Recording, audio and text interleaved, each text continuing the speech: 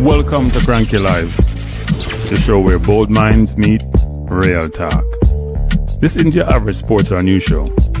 It's where we break down sports, culture, and controversy with facts, fire, and fearless honesty. Yet truth cuts through the noise and hype gets exposed. From football to track and field, from world issues to local debates, we ask the tough questions, speak without fear, and go deeper than the headlines. We don't follow the crowd, we set the trend. While others recycle the same tired takes, we bring fresh insight, unfiltered analysis, and bold perspectives. No echo chambers, no puppet talk, just real conversation for people who think for themselves. Listen with your brain, not just your ears. Think critically, question boldly, and speak freely. This is Kranky Live, where reason rules the mic and truth always wins. Come on, let's get into it. Good night. Bless up, Michael Gardner. How you doing? Boy, hot inside there is a shame. I don't know why, you know. We just turn off the AC, can make too much noise in the background, but as you come in, people hit the like button as you come in, because you know you'll like the show tonight. It's going to be a good show, You saw the topic, you saw the thumbnail, you saw the heading, but we're not going to jump into that yet. Welcome to Kranky Live and Balance View. We have the Balance View channel, we have the Kranky Live channel. I've been saying this now for about the last year. I'm going to bifurcate them and just do one set of programming on one on the other. I haven't gotten there yet. Trying to build up the audience on both. And then I'll have be able to switch it around. Nitro, good night, Nitro. How you doing, Nitro? Bless up. It's been a good day. We'll talk about a few topics. One is we're going to talk about the world relays a little bit. Won't spend a lot of time on it. We're going to talk about some NBA. We're going to talk some Champions League. We're going to talk some EPL. And then we're going to talk some Jamaican football. I'm going to take, bless up Wayne Thompson. I'm going to take you back a little bit in some history as it relates to this supposedly conflict, confrontation, this whole discussion about Speid and Bailey and what transpired at the in Mexico. And I think it takes bearing for us to spend some time talking about it, thinking about it, provide your perspective. And we'll take some calls on that actually at some point in the program. Let me start off on the Royal Relays. I did watch some of the heats this morning. As you know, the women set a world record in the mixed relays. Blake, was it Blake Goodson, the Clayton twins? 39.99, really good run. Break the record set earlier by the Canadians. So we look good there, but and we look good in the women's 4x1, where Sharika anchored the team. And the women's team is extremely deep. And it's going to be a battle next year for World Championship, given all the talent we have on the women's side. Men's side, not as much. And obviously a lot of the big stars, both on the American side and the Jamaican side, didn't go to Worlds on the men's side. You didn't see any Kishane there. You didn't see any Seville there. You didn't see any Noah Laws. As we go through, the men's 4x1 was atrocious. The pattern change was okay. For most of it, they just ran poorly. They probably should have stayed home, frankly. So now they got to find different ways to go qualify for the World Championship next year. Because anyone who win their heat or come second in their heat in the sort of 3 races rounds that they have automatically qualified for the 2027 World Championship in Beijing next year. So the men didn't really do well in the 4x1. The women did well in the 4x1. 4x4s were also not good, actually. I don't know who we bring for the women's 4x4. It looked like we brought a bunch of hurdlers to run 4x4. Don't ask me why. Maybe we think we can just do it some other time and not worry about world relays, which are halfway across the world, but I think we should represent ourselves better. We have better talent. And then I heard Topic Boss, alias Maverick, was talking about Oblique Seville. And the initial perspective on Oblique not going was that it was some playing fear thing and seat and all sort of nonsense. And then the story finally came out that Oblique didn't go because he had a video shoot, which he couldn't cancel, and he had sponsors. Now, I'm not sure who's buying that bullshit. I'm not. And why do I say that? We see the people who are local in Jamaica, who reside locally, always find an excuse for locally born athletes who will do something which may not be in the national quote unquote interest. They'd find out that excuse.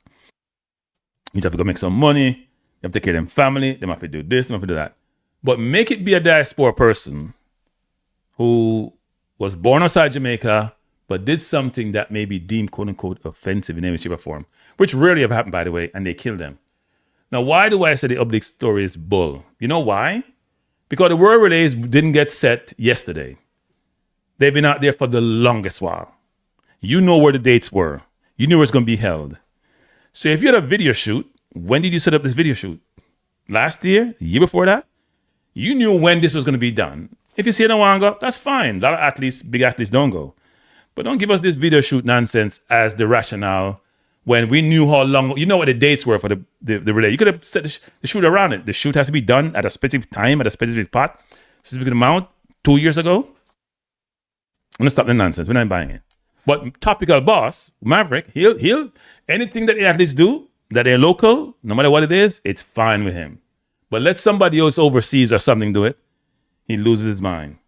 And he, just like he said, he's not supporting Rudolph because he didn't put Whisper in his team. Now he's saying Oblique, he understands the video shoot, so yeah, matter of fact, making money on it. And this other man who have a big program in Jamaica, I run things and say I'm a celebrity. How am I audience? Because I used to be an audience and I cut him off.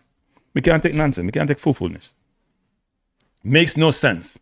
The rationale for his opinion and his rationale and supposed to be the epitome of excellence and intellect, as he called himself, because nobody not smart. It kills me. But anyway, that is what that is. But the World Relays, they are what they are. Some decent races. Botswana obviously very, very enthusiastic about the event, well attended, because they're hosting it. And the Africans are coming. I can tell the Americans and the Jamaicans, the Africans are coming in the sprints. And we'll see what happens. They're coming.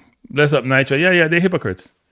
They're hypocrites. Big time hypocrites, people. And I want to say this about Jamaica, which is this, because people are talking about Jamaica and athletics, or Jamaica and football, and Jamaica and this. I said this earlier today because I had a stream for the Arsenal game. If Jamaica want to progress in football, then you have to have diaspora people come run the football.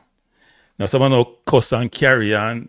There ain't enough intellectual capital on the island who are interested in football to run the football. That's a fact, and it shows up. Okay, everybody keep telling me a speed have to do it, because speed alone can do it. Then you don't have enough people on those smart enough to do it. And you can't get vexed all I don't want. Anyway, next topic. So World Relays, the performance are iffy. I'm going to call it neutral. Good in some ways, like the women 100, the mixed relays, not good in other ways. Men 4x1, awful. Could I stay home? We're going to skip to the NBA, and I'm a big NBA fan. Well, I'm a big NBA fan when my Knicks do well. And my Knicks did put Atlanta to the sword. Kick there, you know what. And the NBA is actually, it's a really good matchup schedule. The Spurs will play the Blazers, and the Knicks will play the winner of the Celtics 76ers. Those games will be on Monday. The Blazers, no, sorry, not Blazers. The Spurs will play the Wolves, sorry. The Spurs beat the Blazers already. They're going to play the Wolves, and the Knicks are going to play the winner of the Celtics Philly game, which is on now, which I have in front of me. And that score is pretty close at the half. Could go either way. Jason Tatum is not playing. I guess he has a calf problem. So I thought Philly would run away with the game, but that hasn't been the case. They start off well, but struggle since then.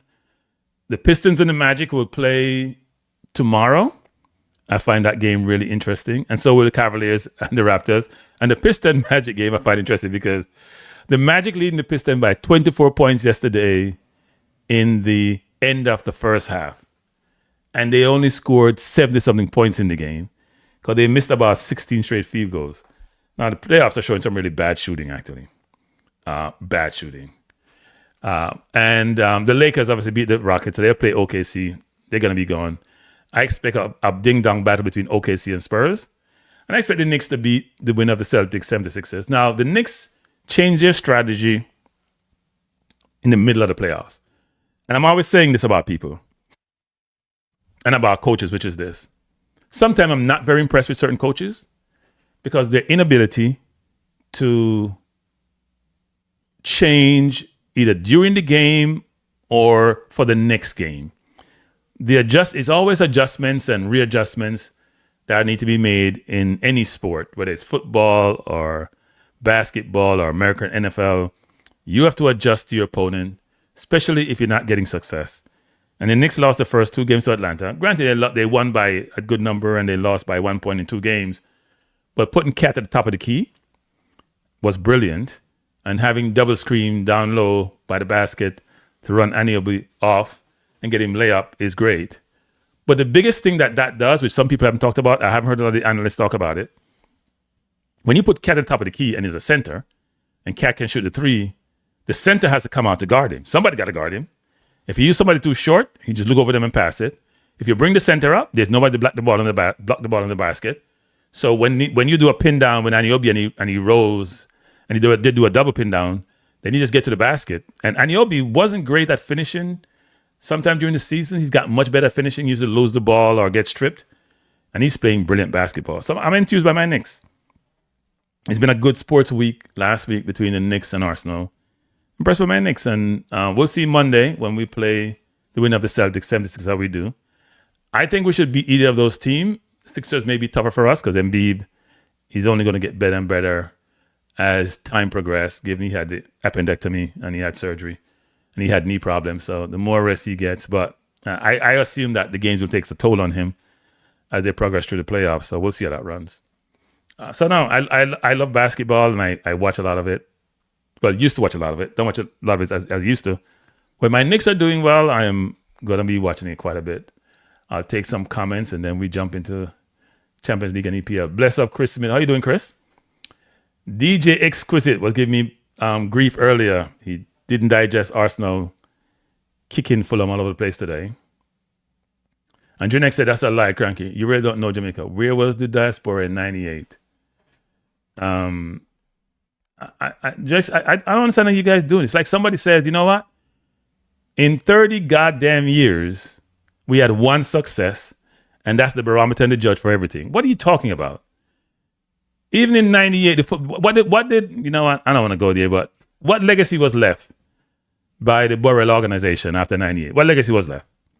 We make one World Cup. We missed the last one. Even when you close your eyes, you make it. Stop the nonsense, man. In the diaspora, you can't complain all I want to. Complain all I want. All I know is that Coley went overseas and now he's being considered for the head coaching job. If he was still in Jamaica, he would be considered for the job. Let me repeat that again. Coley went overseas, has been considered for the head coaching job. If he was in Jamaica, he would not be. There's something called experience. There's something called exposure. There's something called visibility. There's something called learning. And all that informs how you think about somebody in a given role. You guys in Jamaica can get in your feelings all you want. I ain't going to change my perspective on that. And I need help. I don't know if we go. I don't want that people can go. I need help. I need intellectual capital. It's lacking in the worst way. When you start with only one person can do something, then you know that you don't have enough people. Right? You don't have enough people. You don't have enough replacement. You don't have enough. The bench is not long enough. You need more better players on the bench. So you can invest all you want. Okay, bless up J. Russ. I'll say this, which is this. I was watching Arsenal play today, and I watched them in midweek play against Atletico Madrid. And I am encouraged by the team and the progress. And given that Saka came back today, it even encouraged me more. In midweek, I know people have different opinions on whether the foul on Eze was a penalty or not. I don't know how you overturn something which is not clear and obvious. From a VAR standpoint, it makes no sense. I've never seen it before. And the referee may not think it was a penalty, but he made a decision. So you can't take it back after you made it. And it was subjective. So you can't say it was soft. If you say it was soft, then you say it was a penalty. Whether it's hard or soft, you say it was soft, then they could consider a penalty. J-Ross says, Coley not that guy, me neither. You're a German or French coach. They're not going to do that, right? They're going to complain that they don't have the money to pay them. But as I've said before, they need to go out and source candidates for the position and interview people and do it in a normal way. Don't do it like how the administration for the US do it by just picking people who look like them. That doesn't work.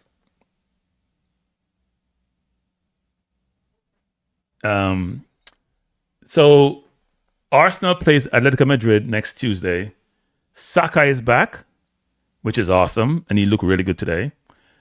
Gyökeres, who I've said before, I don't really rate Gyökeres, scored two very good goals and a good assist with man in the match. But I was pleased to see MLS, Mars Lewis Kelly, playing midfield his position. He's not a left back. Mars Lewis Kelly was brilliant last year, but he got shown up this year because he's slower than, you know what? It's not a snail, slow. But he's brilliant on the ball. And today they put him in midfield, and he was by far one of the best players on the field. At one point, he made, what he had, like 39 or 41 passes, a 95% passing accuracy. And he was like he was playing 2-yard pass to Gabriel. He was going by people, getting between the lines, making difficult passes. Kid was brilliant. And he's a midfielder. He came up as a midfielder. He only played left back because it was an emergency, and we kept him there. And now, today, he looked brilliant. And I've been calling for him for a while now. I had arguments with people saying, it's too late in the season. We can't make the change. I was like, give him a run. Zubimendi is burnt out.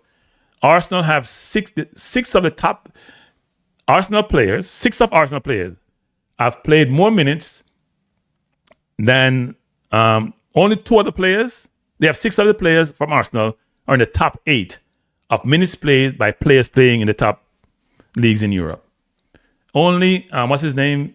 Emery and Diaz from Bayern. Emery from PSG and Diaz from Bayern has played in that top 8. It's amazing. And we're supposed to have a strong squad. We're supposed to spend over, 200-something million, almost 300 million, increasing the squad. We've had some injuries, but Arteta played the same people over again. And when he played Lewis Kelly, it showed you that he could have played some more people in the season and they would have done well. We know we lost Marino. We know Havertz has been injured. We know Odegaard has been injured. But come on, do better. Definitely do better. But we'll see what happens on Tuesday. The question for Arteta now is, because somebody asked him the question, and Arteta, he can be funny. Somebody asked him the question, which is, like, why you just start playing him? And he was like, well, I don't know what I'm doing. He was sarcastic. Now I'm sitting there thinking, sometimes you don't. You're the same one who sent Saliba back to play at Marseille, say he wasn't good enough, when he was player of the year, young player of the year in France when he went back. You don't always know it. And I'm glad you played Lewis Kelly. You should have played him already. He was going to play him against Mansfield Town in the FA Cup, but Lewis Kelly, I think, had picked up a knock, so he didn't play. But I'm glad he played him. I'll say some comments, and then we'll talk about today's game against Fulham. Interesting. Miles' proper position was always the midfield. Yes, it is, actually.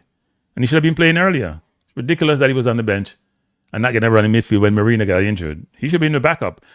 To me, Zubimendi is a sideways passer. Zubimendi doesn't do enough for me. His range he doesn't have the range.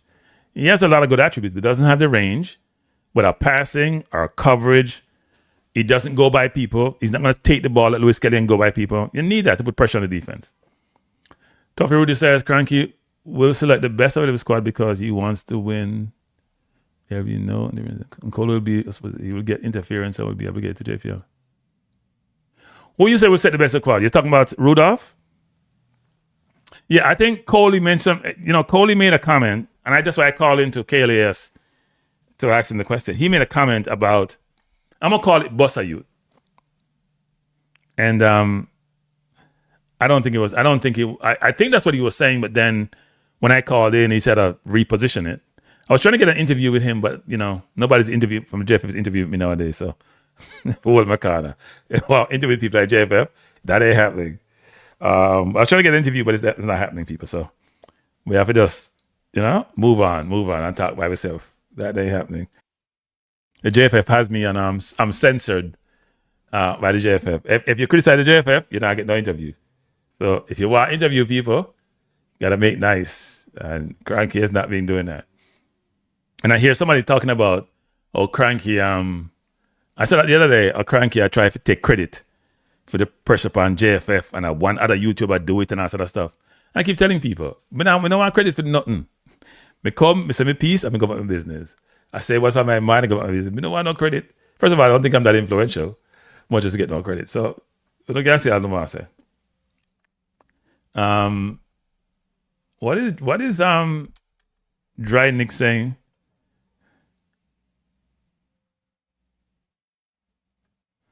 Top Rudy say exactly. What do you think, Maverick and MSG Sports? Here's the thing for Coley. Coley got to understand this.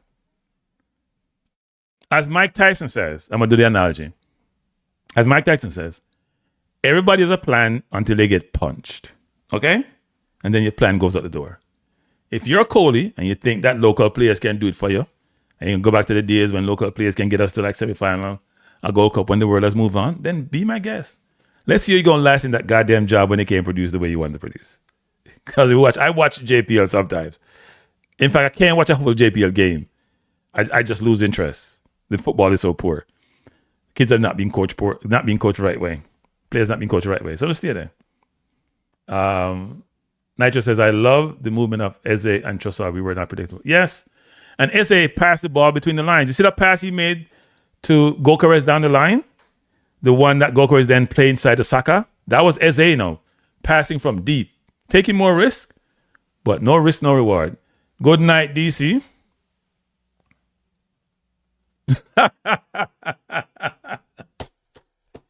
Yes, I would agree with that one. I would agree with that one. Yeah.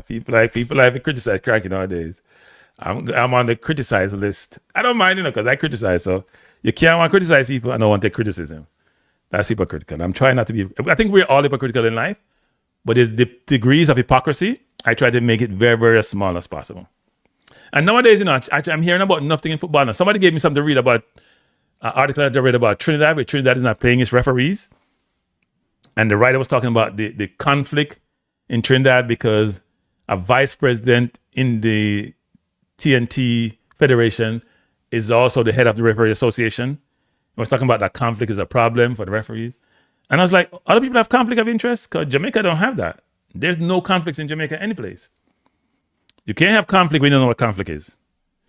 If you don't know what it is, you can't have it. That's the way I view it. So, yeah. And then you hear people like Maverick and people like topical talk about conflict and Orville and KLAS. Hey, man, there's not no sense to the people. I don't want to criticize people intellect. And then you hear Orville talk, you always talk about intelligence. Why is it that these people, Maverick and Orville, people on radio always want to talk about intelligence? As if them make intelligence. They're not in bite, they make it. Why is that? And then when you dissect what them say sometimes, when you dissect them perspective and opinion, when you dissect them logic, you're just like, oh my Lord. And they have audiences. Wow. Interesting.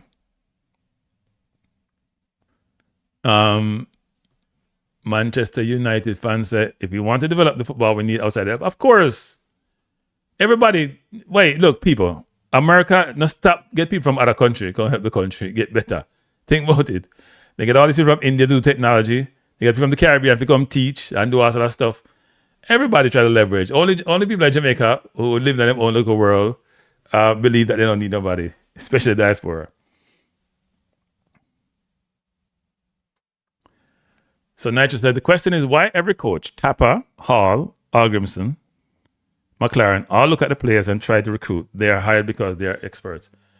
Yeah, and I think, if you hear Algrimson speak and you hear John Wall speak and you hear McLaren speak, McLaren had the most disparaging comments, when it relates to Jamaica players, When somebody tells you, say, you're quick and you're enthusiastic and that's your attributes, that's awful, people.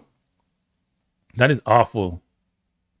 Awful. When somebody tells you, say, you're fast and you're enthusiastic and you have vibes, and they can't take about your technical skills and your mental acuity and ability, that's horrible, That's horrible, People don't realize that, And then they come fool man like Maverick and the man can't realize what the coach them said. I don't know what talk about. We need to have balance. We need to have more balance. Balance, ineptitude with quality, it doesn't work out too well. He says the best thing we should have done is seek a proper technical director, seeing that the position is being paid for by FIFA. Yeah, I mean, look, I think Andrew Peart may do a decent job, but I do think he doesn't have the experience to be a technical. What they want, is to do everything locally amongst themselves, because they truly believe, because they went to class nowadays, that they have all the skills to run an effective football administration. And in my view, they still need a ton of help. He said, Kranky, since you're barred from interviewing him from JFF, you can interview Rudolph spokesperson. Hey, Ansi, you can't defend Speid enough. But I think Ansi has a working relationship with Speid enough. I think they have a working relationship. If I'm not mistaken, I think they have a working relationship. So it may explain that situation. J. Ross says, I just think our people let ego dumb them down. The more diverse people have to help you, the more progress. Yeah, no, I totally agree, J. Ross, but you can't tell people from Jamaica that. Especially the elites, the so-called elites, because they live in their own little world. People like Maverick, who thinks they're a celebrity, they live in their own little world, people. You can't tell them nothing. They live in their own little world, you can't tell them anything. And because they're a star in their world, and people tell them how smart they are, and they haven't been exposed, they truly believe it. And that's the worst situation you can have. But, so let me just finish up the Arsenal thing. So if we look at the tables, Arsenal have 76 points. Man City has 70 points. Those two are waiting for the title. Man City has won 3 of their last 5. Arsenal 3 of their last 5, except they have drawn 2. We have lost 2 of our last 5. They've only drawn 2 of their last 5. They have 5 games remaining. We have 3 games remaining. Our games are against who? We have West Ham. We have Burnley. And is it Brentford? We have another team. And they have a number of teams, including Bournemouth, actually. So it should be interesting. They have Everton tomorrow. It should be interesting how that works out. We have a 4 goal difference, but they have a lot of offense, so they're gonna score goals. So we'll see how that works out. The game against Fulham today, I think we sort of missed an opportunity. We were up 3-0 the first half. Second half, we seemed to struggle. I don't know if fatigue kicked in. We took Rice out the game. We took Madueke out, but that was because you want to get Saka. I'm sorry. We took out Rice. We took out Saka because we want to save him for Tuesday, I guess. And that was good. That worked out really well. We kept Lewis Kelly in the game. We took out Gokares because he looked pretty good. And he didn't play against Man City, which probably was a mistake playing Havertz, actually. But it's a good situation for us in winning 3-0 today. We really just beat up Fulham. It was a good performance. And let's hope that it continues for the rest of the season and that we can nip City and take our first title in the last, 22 years.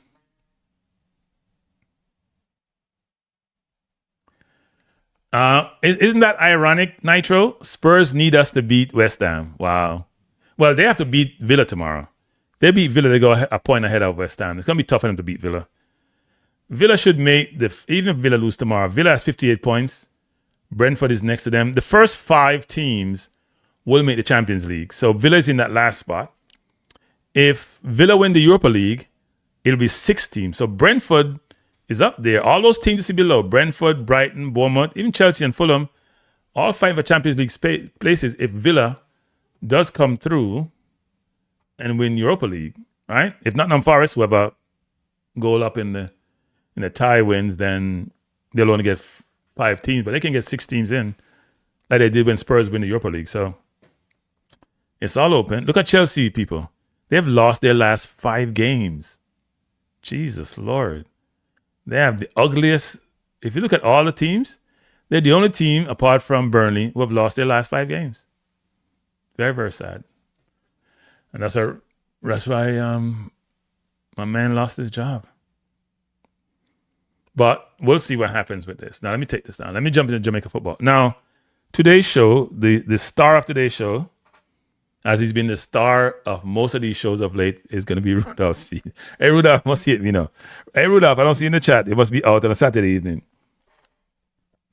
But Rudolph going to be the star of today's show. So, the reason why I decided to do the show is this. People have been giving me comments and having perspective on when Rudolph was interviewed by Gunners, which did really well, by the way. and Gunners did a very good job in a very professional way. So big up to you, Gunners. When he was interviewed by Gunners, he indicated that he talked about the situation with Bailey, and he was very detailed and very explicit about what transpired with him and Bailey back there. And I thought it would be interesting for me to go back in history about this so-called relationship. It's very important because somebody I know called me and they sent me some information about individuals who have had fight with their coaches, right? The person may be in the chat. Individuals who may have fight with their coaches. And in his view, a coach should take the high ground. You know, like how Michelle Obama, so when they go low, we go high. You should take the high ground and not be engaged in a situation. But what the person failed to realize is a number of things. One is the situation that he's pointing to. These were done between coaches and player. Most of the animosity situation, contentious situation between Bailey, his administration, is between them and the JFF, and it spills over to individuals, but it was always the quote JFF per se. Now we know Toxic Boss and Rudolph have their history, and it's been very contentious.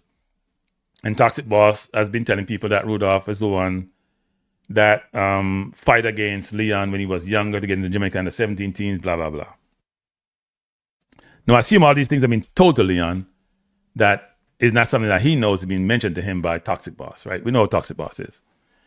He and the Truth are never in the same wavelength. They are enemies. He and the Truth are real enemies, and it's like the person in the White House and the Truth. They're mortal enemies. They don't see eye to eye. Toxic Boss is the one who had the license from Malta, the drink, as we know it. So I was talking to somebody the other day, and they said to me, I'm going to play a series of videos, people, with things that have been talked about in the past between Bailey, his administration, and the JFF. And it's been mainly, to be honest, let's be fair on this, his side attacking the JFF and the administration. Let's be clear on this. The attack is coming mainly from one side. So whether you like the JFF or not, you don't like the JFF, and you know the JFF and I are not on the same page. But I like to be fair. And some people believe, a friend of mine will always tell me this. He said, you always seem to want to be right in the middle. You give credit. He wants me to just beat the JFF. I give credit to Speid. I like the president because his personality, blah, blah, blah. He should just go in. He wants me to go in hard and totally annihilate them. And I think that's disingenuous. I think that's unfair to my own self if that's not what I believe. I believe in life, you get more credibility if you're fair. You don't have to be balanced if you're fair, which is, I believe you treat people how you want to be treated. Well, some people are sadistic. They want to be treated badly, but you treat people fairly is the way I put it. So you can't make me say something because you want me to knock somebody just to satisfy you. I'm going to say what I believe I should say. You have your own opinion. You're going to do your thing.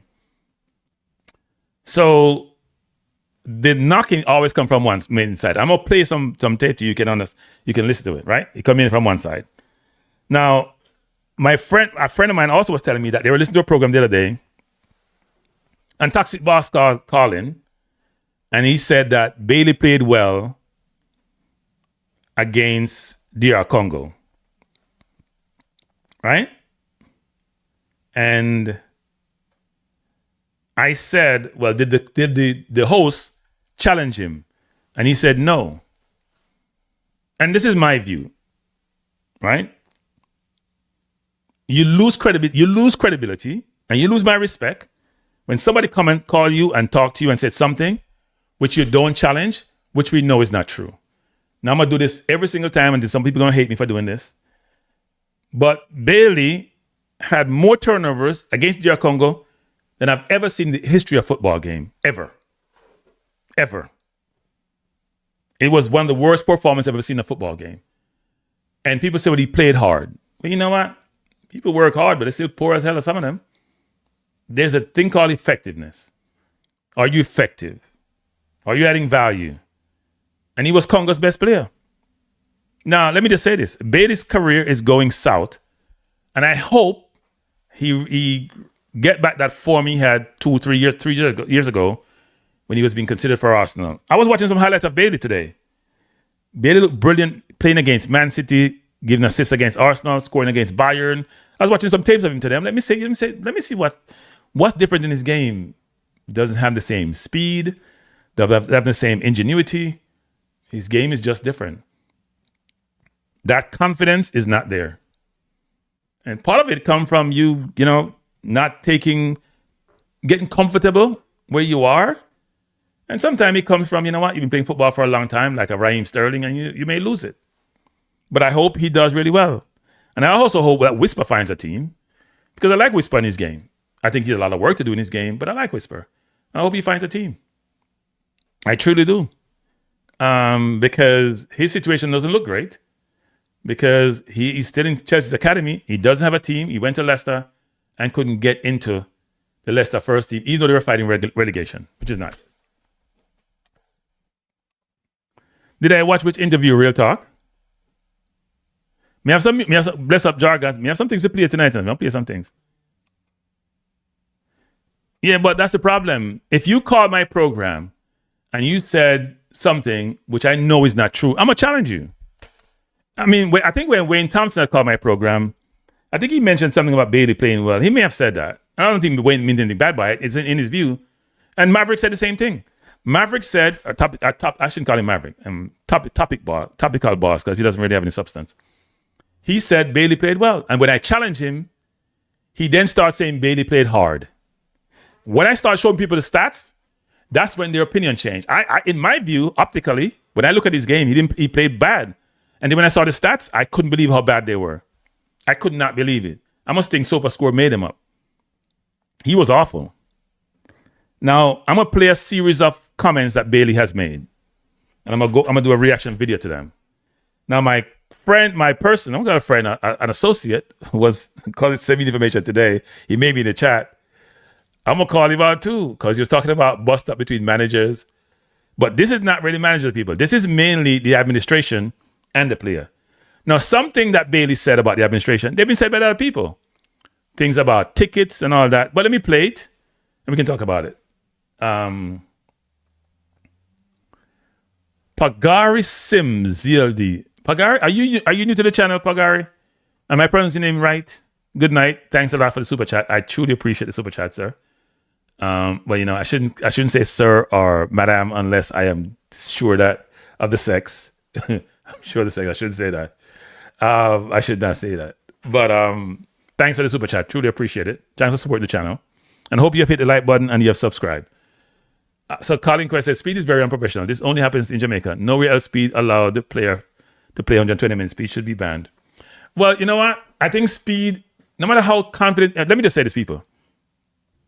No matter how confident you are in life, no matter how comfortable you are in your own skin, in your environment, you always have to think about the implications of your actions. So having left out Whisper, I think Speed felt the pressure to play Bailey. And even though he didn't play him in the first game, he could always justify it by saying with New Caledonia, I want to save you. And he said Bailey came in late. And, Speed sometimes go overboard when it comes to performance stats, meaning your training stats. And I think he go overboard sometimes. Because, something you go in the classroom and you deal with theory, you're not thinking about the practical. Because something you have to adjust your classroom learnings to allow you to function in a normal work environment. I don't think Speed does enough of that sometimes. I have to laugh when he says certain things. So I think he played him in the first game because he said Bailey actually said, as you hear in the interview, that he felt disrespected about not starting, right? And Rudolph put himself in a corner, which I sort of agree with, but not agree with, which is if you're playing if you're playing the Premier League, you gotta play. That to me is yes and no. But anyway, so we'll talk more about that. But I'm gonna play what I call it tape. I'm gonna play the tape, and you can listen, and we'll have some conversation about it. Let me do so. Let me start that, people. So sit back, relax, and listen. And your host will do comments, and then we'll take some phone calls after. It's about 40 minutes, I think. So I'm gonna stop it intermittently and have the conversation. break and really focus on club football for now on. Now, let me say this as a prelude to the conversation. So you hear Rudolph came out and said some things about Bailey. And I guess it came to me from frustration and the fact, you know what? This person is always talking, so we got to come set the record straight. And I got to bring closure, and the public needs to know. If I do behind closed door, it's only going to continue. That's my view how Rudolph does this. So here's what Bailey have said over the years. This is going back from maybe 6-7 years to now, some of these comments, right? So listen up, and now I'm going to comment as we go along. You know, do my thing a little bit and try to... Are you sure that's something you want to do? No, I am very sure. It's things that build up for years. They're very unprofessional. You're getting your flight details sent to you all 11 p.m. at night before you have to travel for the next day. And a lot of time I'm here for my flight. Only last time I ever received $1 from Jamaican national team. All of this time, coming with the national team, it's very unprofessional, bro. When I say unprofessional, it's ways where you just can't imagine. You're turning up, the equipments are not, you don't have equipments for you. Like in the 70s, Like you'll go on them only have a one shirt for you. Oh, Jamaica get better. The whole upstairs have to get removed. Whole upstairs have to get removed. A million Bailey said that. So let me say this, couple of things. The point that Bailey made about the unprofessionalism in terms of flight and all that, Ravel made the same comments, right? It's a while ago. I haven't heard it more lately over the last few years, but Ravel said the same thing. So, and this interview was a number of years ago, right? So this is a history being built up to get to where we are today.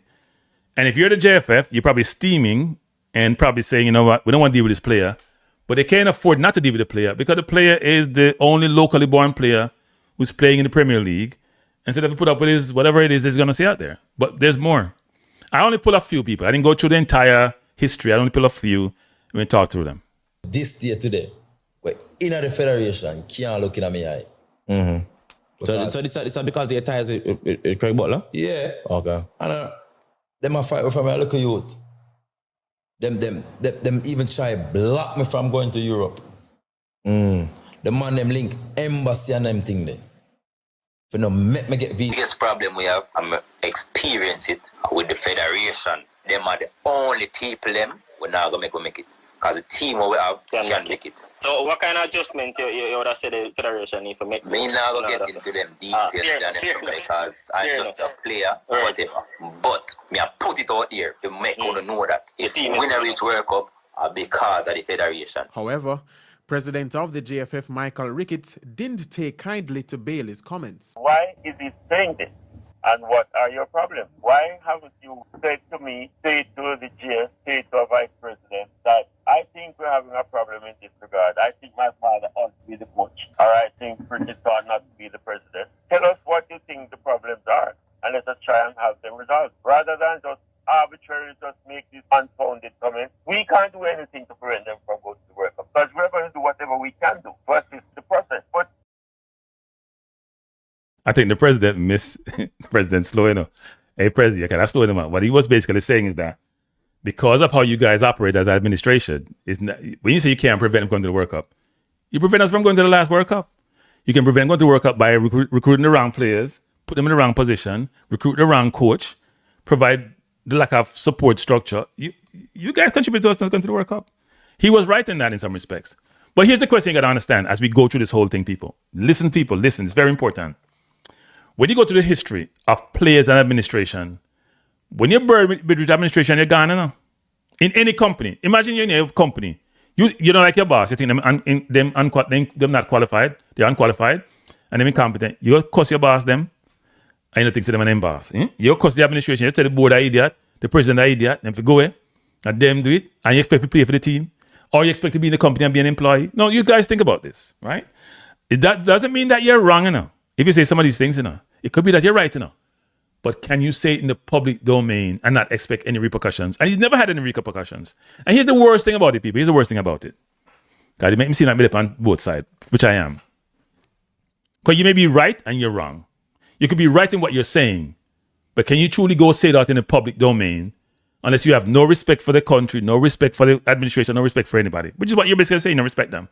But then part of it is feelings being carried from previous relationship between toxic boss, him, and the JFF. So if you keep, and most of the time, people, the JFF is not attacking him, he might attack the JFF. Remember this, people, because respect don't go one way, respect go both ways. Now, you and I, as people regular, can attack the JFF, can say them incompetent. But if you're an insider, if you're a player, it's a different construct. You can't just do that. Most of you out there, you have jobs. Can you just go tell your boss, I want to fool them or he didn't figure away? It may not be a boss-subordinate relationship, but it's a similar construct. Now, somebody sent me today a list of relationships or situations around players and coaches. This is not a player-coach situation. The Rudolph situation is a player-coach, but Rudolph has about 100 rules, so it's more than player-coach. They sent me one that had Abramovich and Guardiola, Eto'o Guardiola, Beckham Ferguson, Pogba Marino, Mancini, Balotelli, everybody on Balotelli, frankly. Who else? There's a number of them, people, right? Ronaldo and was it Ronaldo and what's his name from Holland? Ten Hag. Who else? It was a bunch of them. Keane and everybody.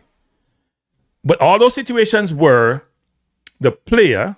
Most of those situations was the coach going after the player and the player responding, like Harris Ferguson hitting Beckham in his eye and split him high open. Mancini attacking Balotelli, Marino, Pogba.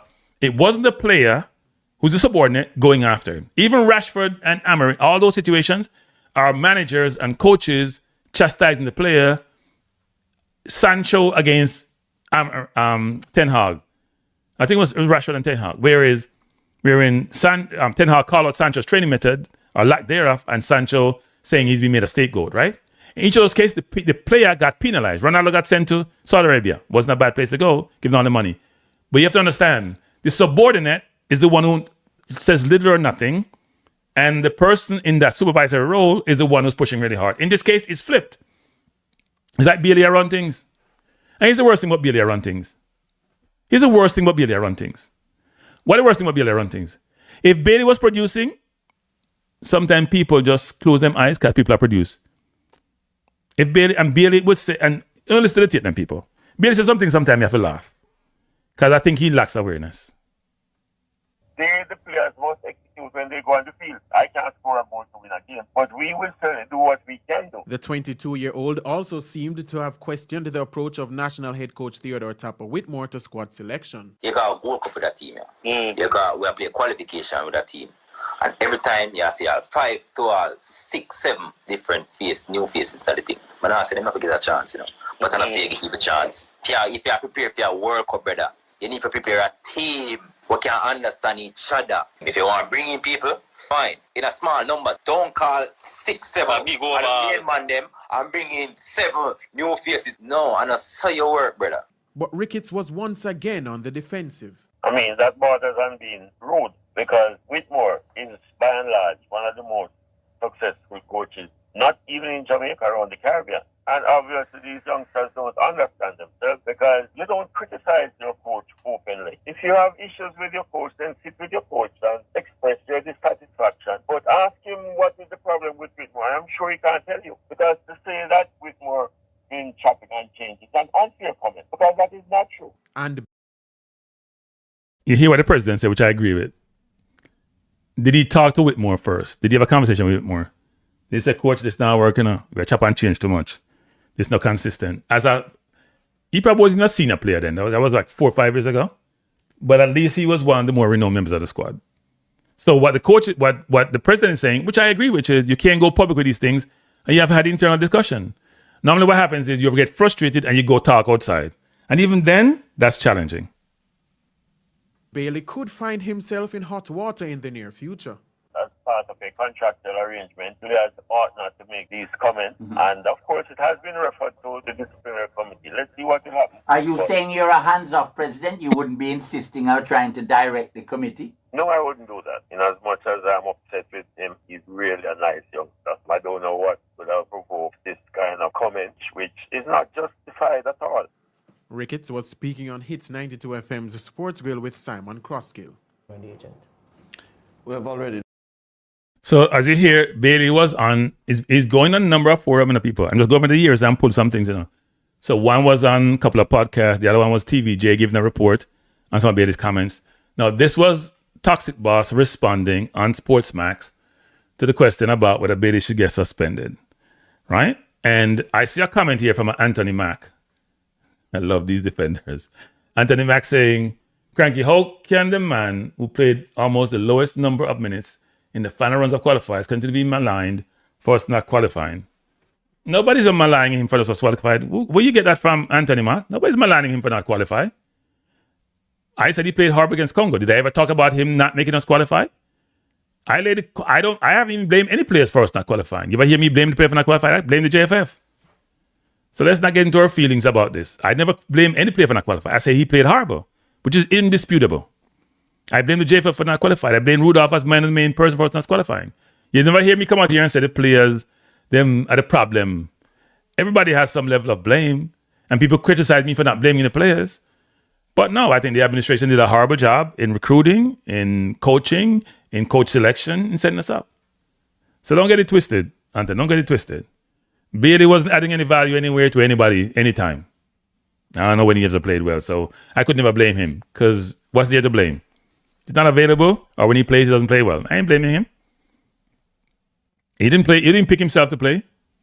He probably shouldn't have been taken off from the 50th minute. They took off Campbell and take him off. I don't hear you guys complaining about that.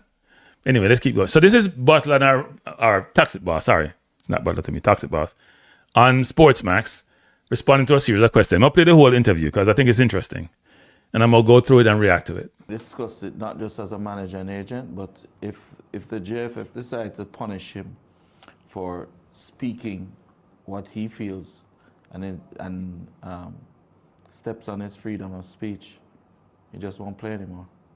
Simple. And have you had cause to write to the JFF? So you hear that, people? If they go and get disciplined, won't play. This is somebody, and people, everybody is blamed in this. Should be blamed in this situation. Bailey ain't no innocent person. The JFF is not innocent either. The JFF stand the blame for, you know what? Players used to get information at the last minute. It wasn't organized. They made changes, and I think there have been improvement. Because if you have people like Ravel talk about it. Because people, here's the thing, people. Hear everything that locally born players have said, whether from way back in low when they strike, to Bailey, to others, right? To Taxi. Have you ever heard most of the Englishmen them say nothing? You hear Antonio joke and you hear Ravel joke about the logistics. You hear Marcos the coach and the coach no good. You ever hear any of the English born player them say this? Any diaspora player, English born or US born? I said the coach this and the coach that, administration, go away and this. You ever hear that? Because they're more professional. That's why. So when you guys are saying that Rudolph need to exhibit more responsible and more and be more of a leader, sometimes people trying to nip things in the bud and they're saying enough is enough. That's what I heard. I'm not defending Rudolph. I think it could have been handled differently. Would I have handled differently? I don't know, but I'll talk about how I think it should have been handled given facts and circumstances.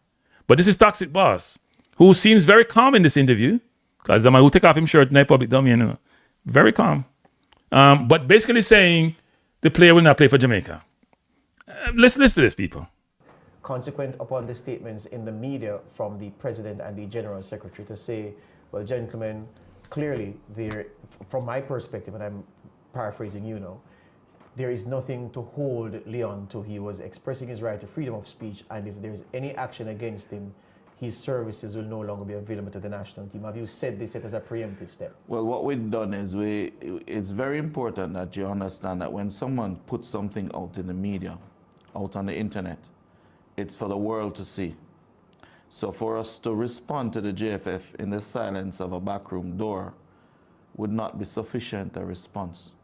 So we have prepared a press release, which we have released today just prior to this this interview. I saw it published in the Jamaica Gleaner. Livingston Scott penned that article. And yes, we immediately released it. And the final part of it was, if Jamaica doesn't want Leon, he's willing to take some time back and step back from international football. Yeah, I seem to remember, Craig, sometime last year, I can't remember if it was early last year or middle of last year, Kimar Taxi Lawrence making some blistering comments criticizing the JFF and its handling of the players. And I remember that I can't say that punitive action was taken against him, but there was a threat from them in the same way that there's this threat against Leon Bailey that he has breached the code of conduct. Do you remember that story? And I do remember it very well because I was actually one of those who actually spoke with Kemar and Leon and said, listen, put country first, play the game, do the best you can, and they did. The reality of it is now you cannot have it's almost have I remember back in the days when the US had the big stick policy, where you go around and you have a big stick and you threaten to hurt people and therefore they just comply and bow. I don't think that's in Leon Bailey's nature. He has fought so many things in his life to get where he is that he's not going to accept disrespect from any. People, I must say this, and it's not come across well. This relationship has never been good. And this toxic person on the screen has been part of the problem. From day one, he was holding Jamaica hostage to his son playing with Leon in the national team as Leon Nanga player. From day one, people. So those of you who give allowances because he's had some success, that's not good either. That can't be good. This same person on the screen has been holding Jamaica hostage with Leon, with his son initially, because his son now play, Leon Nanga play.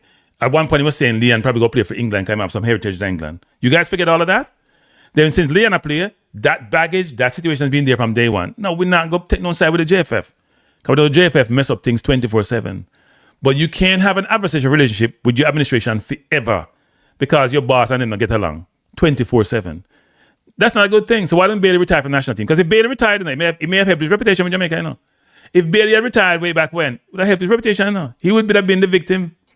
Him playing exacerbate the situation because he now play good. He doesn't add any value. If he had retired, he would have been the victim. He would have been the martyr. He would have been the person who's, you know, if Bailey had played, would have done better. Him playing hasn't helped his situation. One iota. Anybody.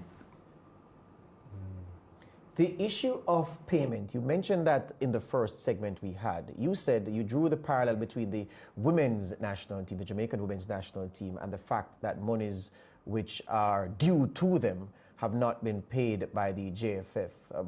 Since Leon made his Reggae Boys debut, can you tell us if he has gotten due payment from the JFF? Leon has not received 1 penny from the JFF in the entire time that he has been there, although promises were made to the players. He has not received anything. So I was going to ask you, is he unique in this regard, or players have not received? And I'm speaking to my knowledge and understanding. I will not speak for Leon. I will speak as his manager and agent, which is a totally different thing. Yes. But to my knowledge, and I'm usually pretty aware of what goes on with Leon, yes, he has not received any money at all. And he should have been paid for the number of times he can before the national colors. Absolutely. Yes. Have you made representation on his behalf to say, JFF, what's happening? JFF have not been willing to have a meeting with us about that. Remember, we have said that several times. We've asked for a contract, we've asked for a negotiation, and we have not had that opportunity. And that, I believe, is, I think what has happened is this. There was a time when players in Jamaica did not have managers, they did not have agents. They were more than glad to just put on the jersey and please just give me a game so that I can hope somebody sees me on the international case and I can get a contract somewhere.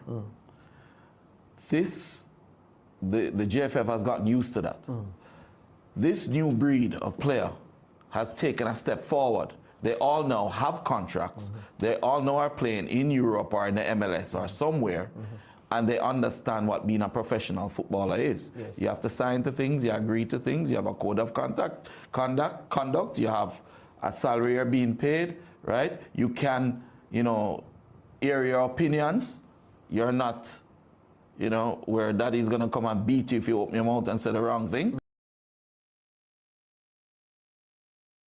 So we'll go back to that. This is a headline. I can't get the times up because I don't subscribe to it anymore. Jamaican who isn't sure he wants to play for Jamaica. That was a headline on Bailey way back when. I'm not making this thing up, people. At all. Treat them with respect. They love their country and they're going out there and working and they're flying from Leon had to fly 13 hours one time. Yes. In economy. Yes. And contributed to his getting his hamstring injury. Yes. Because he played right after. How many games has he played for the senior reggae boys? I believe 6 or something like that. Right, and not a penny for any of those appearances? Not a penny. All right.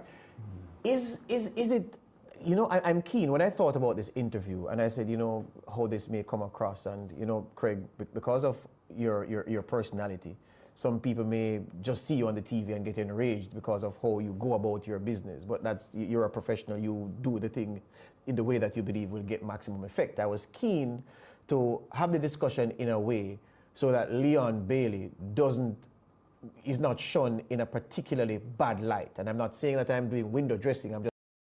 You hear that thing, the people? Yeah, interview the man. And you know, want to ask a question. You want you kiss Craig's ass. Sorry, people. That's what I'm do. You don't want to show me in a bad light. You know, you just ask the question. You try to mitigate the what you do? Ask the damn question. That's the annoyance I have with Jamaica media personnel. You code down to I was on sports market. You code down to toxic boss. You ask the question. You don't want to show Bailey in a bad light. You are showing someone in a bad light by asking a question? Really? Just talking about the player himself at the core. And I say that to ask you this.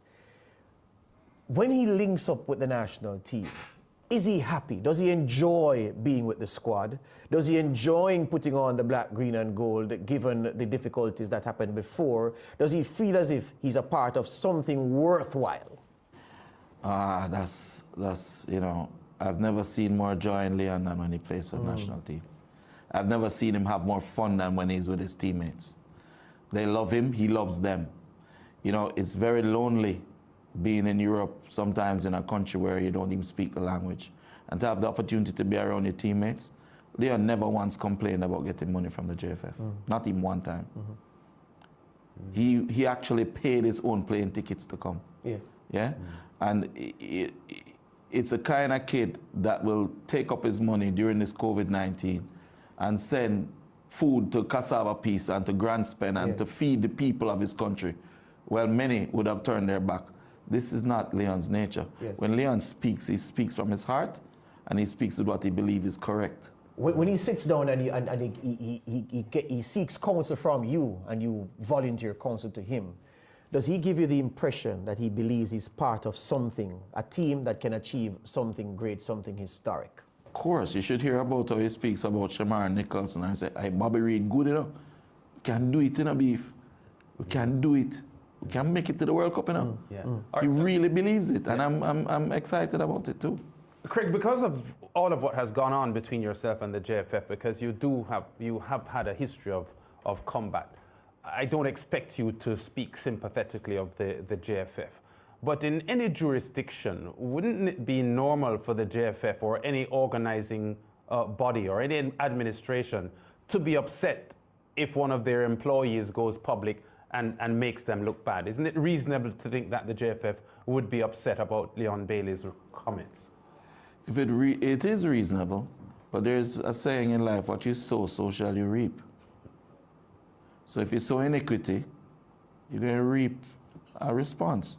I believe that over the years, all of my wars with the JFF has been to get Leon Bailey his chance to play for the national team and his brother. That's all my wars have ever been about. Yes. To give the kid his chance. While Vin Blaine was saying he's no good. While Tappa ignored him for the under-20 when he was Belgium Player of the Year in the Premier League. He was ignored when he was here in Jamaica. Tappa ignored him for the national under-20 tournament out here. Is it a case, Craig? Why shouldn't I fight? Yeah, but is it a case where, given that you said you've made repeated approaches to the JFF for a meeting to talk about the non-payment, and in the broad context of things, it would be important to Leon Bailey, but you're doing a business and you need your client to be paid for standards. Actually, yes? please, sorry to cut you, but it was never about payment. No, man. I've never asked about non-payment. Exactly. I've always asked about having a contract so that we understand our terms of engagement. Very well. You've sought the JFFs, you've sought audience with the JFF as well to talk about matters concerning maybe the playing squad. And agents do that, representatives do that. That's what they do behind the scenes. I say all of that to ask, in the way that you are replying so robustly in your usual nature to this latest issue, are you seeking the JFF's attention? Are you I don't want to say you're acting out because you're an adult, you don't do that. But are you making a lot of this to say to the JFF, listen, come and talk to me in the structured way that I've requested several times in the past, and we can settle some things rather than to be out here trading barbs about whether or not... How these reporters are disingenuous, people? You feel like some bad on your man attack. But this man always comport himself in a very professional manner. This man is the most divisive person on God earth. You talk about say him comport himself a certain way and he had a conversation with JFF. I didn't do a course. I have no idea what these people are talking about. You're interviewing him as if he's a rational, reasonable person because he come on TV, put on one quote and seem like him professional talk, slow and soft. Like this is the real person. This is not the real person. You've seen the real person in certain environment. When you have adversity, that's the real person. When you're challenged, that's the real person. This person I talk about, I don't know what I talk about. Yeah, interview him and talk to the man like he's a normal, everyday human being who comport himself in a professional manner and will communicate and is reasonable. There's nothing reasonable about this man. Nothing. And I no foul in the chat, no foul, no. Encourage him, inveigle him as he wants at Jamaica, to make him behave the way he might behave. With no sense of respect, no sense of, you know what? Compromise. No sense of, you know what? I'm going to do the right thing. Man said, look, I engaged in him once and only once. I was talking to him on a program about 3 years ago about the need for compromise. Why you the man go on? But me speak is spooky. And people say, because, no, I listen to the man and I said to myself, say, Star, who this? Somebody in life can truly be like this?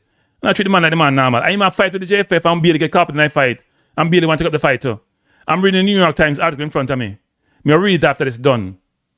This is not a good person. I'm sorry, he's not a good person. Dren PX, you can't leave the program if you like what I say, my youth. You can't leave. I talk facts. I talk what I see on me here. What, right? When I sit in front of me when a man go on with. But me stop and say the bullshit. You don't like it, man. You go listen to somebody else's program who worship him. You don't get worship on the program here. He's an ordinary like everybody else. You don't get worship on the program here, my youth. He might call into my program and talk about say, oh, Bailey played well against DR Congo. Which play well away. You can support your player them, but don't be disingenuous. You should always support your people them. But don't be disingenuous. Bailey should be punished for what he said. You ever watch a movie, Rambo? Yes, sir. Which one? First Blood? They drew First Blood. You went in the newspaper and you attacked Leon. You went on the nation's TV, radio, and said maybe he wants his father to be the president or the coach. That has nothing to do with what Leon's opinion is. Did that hurt you? No, it hurt Leon. That was trying to box something to the side and let people see another issue. Why doesn't it hurt you? You expect that from the JFF? Look, my job is Phoenix and Leon Bailey.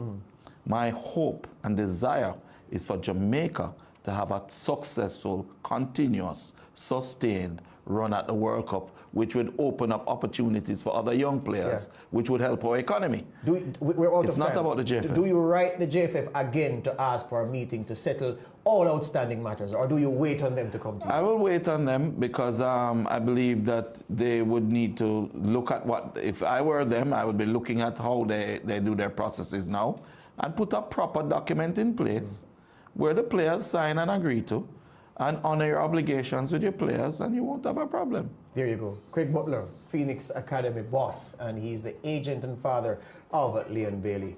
And so let's just building on that, going back. So the reason why I have this structure the program this way is this. And before we get to this, I'm going to show you something. It's because I'm trying to show you there's a history there. You don't get to a situation Rudolph Speid just come out and say all the things I'm saying. And by the way, people, I haven't talked to Rudolph in God knows how long. So don't think that Rudolph is influencing my perspective on this. This is how I operate.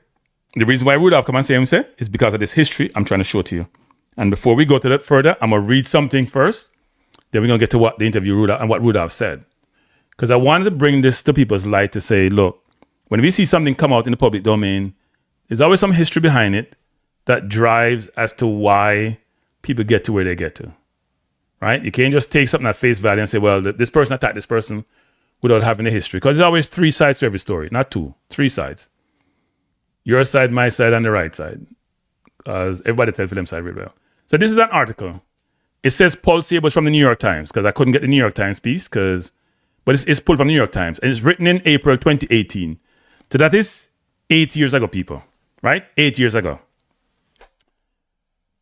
And it says, the title was, "The Jamaican Who Isn't Sure He Wants to Play for His Country." This is from the New York Times, for play for Jamaica. "He may have never played for his country, not competitively. He may stand accused of lacking patriotic pride because he cannot guarantee that he will ever do so." This is from 2018, the people. That's a Bailey was about what? 2021? "As far as Liam Bailey is concerned, he has been representing Jamaica on the international stage since he was 12 years old. Well, he didn't play for Jamaica, but because he's 12 and known, as far as he's concerned, he's a Jamaican, so he's out there, right? But as he outlines in his long, remarkable journey from Kingston all the way to Leverkusen, the Bundesliga, and the cusp of stardom, he makes it perfectly clear that, in his eyes at least, who you are is not just where you're from. Wearing a jersey is not the only way to fly a flag." So what he's saying is fly his flag by his play. You're not going to fly his flag by wearing the national colors. Over the last 2 years, first with Belgium's Genk and now with Leverkusen, 20-year-old Bailey has emerged as one of the most dazzling prospects in European soccer, a wing of blistering speed and real talent. And if you go watch some things on YouTube of Bailey, people, this article is right about how he was, especially when he was at Genk and then Leverkusen. That's how he got those moves, Genk, Leverkusen, Aston Villa. He was dynamic. Leverkusen saw interest from clubs in England to sign him in January 2017. So we're talking about 9 years ago, right? But the club privately accepts that his performance is a guarantee that Premier League's big beats, among others, will soon be back. That is not only the feeding frenzy Bailey has triggered, however. He has played only once for Jamaica, his homeland, in an exhibition game for its under-23 team in 2015. The senior team would love to be able to call on him. This is April 2018, people. We're talking about 8 years ago, when he was like 20. The senior team would love to be able to call on him, according to Michael Ricketts, the president of Jamaica Football Federation. But to date, Bailey has refused frequent invitations to join up. People, read this. Him saying refused back in 2018, several invitations to join up. I always really want to read. Until he does, as far as FIFA soccer governing body is concerned, he's a citizen of nowhere. Given his gift and his youth, that has not gone unnoticed. Soccer officials in Belgium have investigated whether Bailey might be able to represent them. England, encouraged by a suggestion that Bailey has British ancestry, this came from his manager, people. I remember when this happened, has sent scouts to assess him. So England looked upon him. I guess they never want him. His current home, Germany, has fielded several naturalized players in recent years, drawn from nations as diverse as South Africa and Brazil. Quite how feasibly any of those options are open is for debate. While Bailey believes he's eligible for England, for example, the link seems to be through his adoptive family, which would not meet FIFA's criteria. What is beyond question is that Bailey is prepared to explore any and all options, including perhaps ever reassessing his Jamaican one. So when I make someone be a hero, this article says a lot. Of course, if something was put in front of me by a country that could compete, I would consider it, he said. His priority at this moment is his club career, but he said he was conscious that in football, the years you play are limited, and I cannot wait for all my life in a national team. So he was willing to play for a country other than Jamaica. Very willing. These are his words, people. He will not definitely rule out that the team being Jamaica, I would never say never, but it does not seem hopeful. He has called for sweeping change at the JFF, but no such thing take years to implement. No, the players never play for Jamaica and he wants sweeping change in our federation. No, me and you can't talk about them things. We are grown-ass people. You're 20-year-old and you're calling for sweep change of the federation? Who the F are you to be asking for changes? You're 20 years old. Where do you get the presumptiveness to say them for change in federation? You and I can do it. We are fans, but you're a player and you say they want changes. How you get to want changes? Because your person, your manager and them don't get along. Because you as Bailey, 20 years old, you ain't even play for Jamaica. How are you going to call for sweeping changes? How are you calling for sweeping changes when you never play for Jamaica? You never play for the national team. You're a youngster. So you calling for change in the federation that you never play for the team. So those things about tickets and all that, you didn't know this information because you were never in the team to know this information. What are we talking about? What are we talking about, people? It's like, seriously. This is a 20-year-old saying they have to have change. This is not him talking. This is his boss talking. And you cannot bifurcate the two. You cannot split the two. Here's the thing. If I saw changes that would help me make a decision, what changes are you looking for? You're 20 years old. People because I'm bad with people. And then people like drinks and I drink beer, talk some shit and I chat. Chatting nonsense. We're talking about people. You imagine Whisper saying Whisper at 20 now. He want to change the JFF. We never play for Jamaica yet. He want to change. He might look for play for England. He might look for play for Belgium. He might look for play for Germany. But he want to change the JFF. Or if they make changes, he not play. Or you know what? Him brother have to play, so he's him not going to play. What are we talking about, people? What are we talking about? No nonsense. This is not Bailey talking. This is his manager talking. This is toxic boss talking.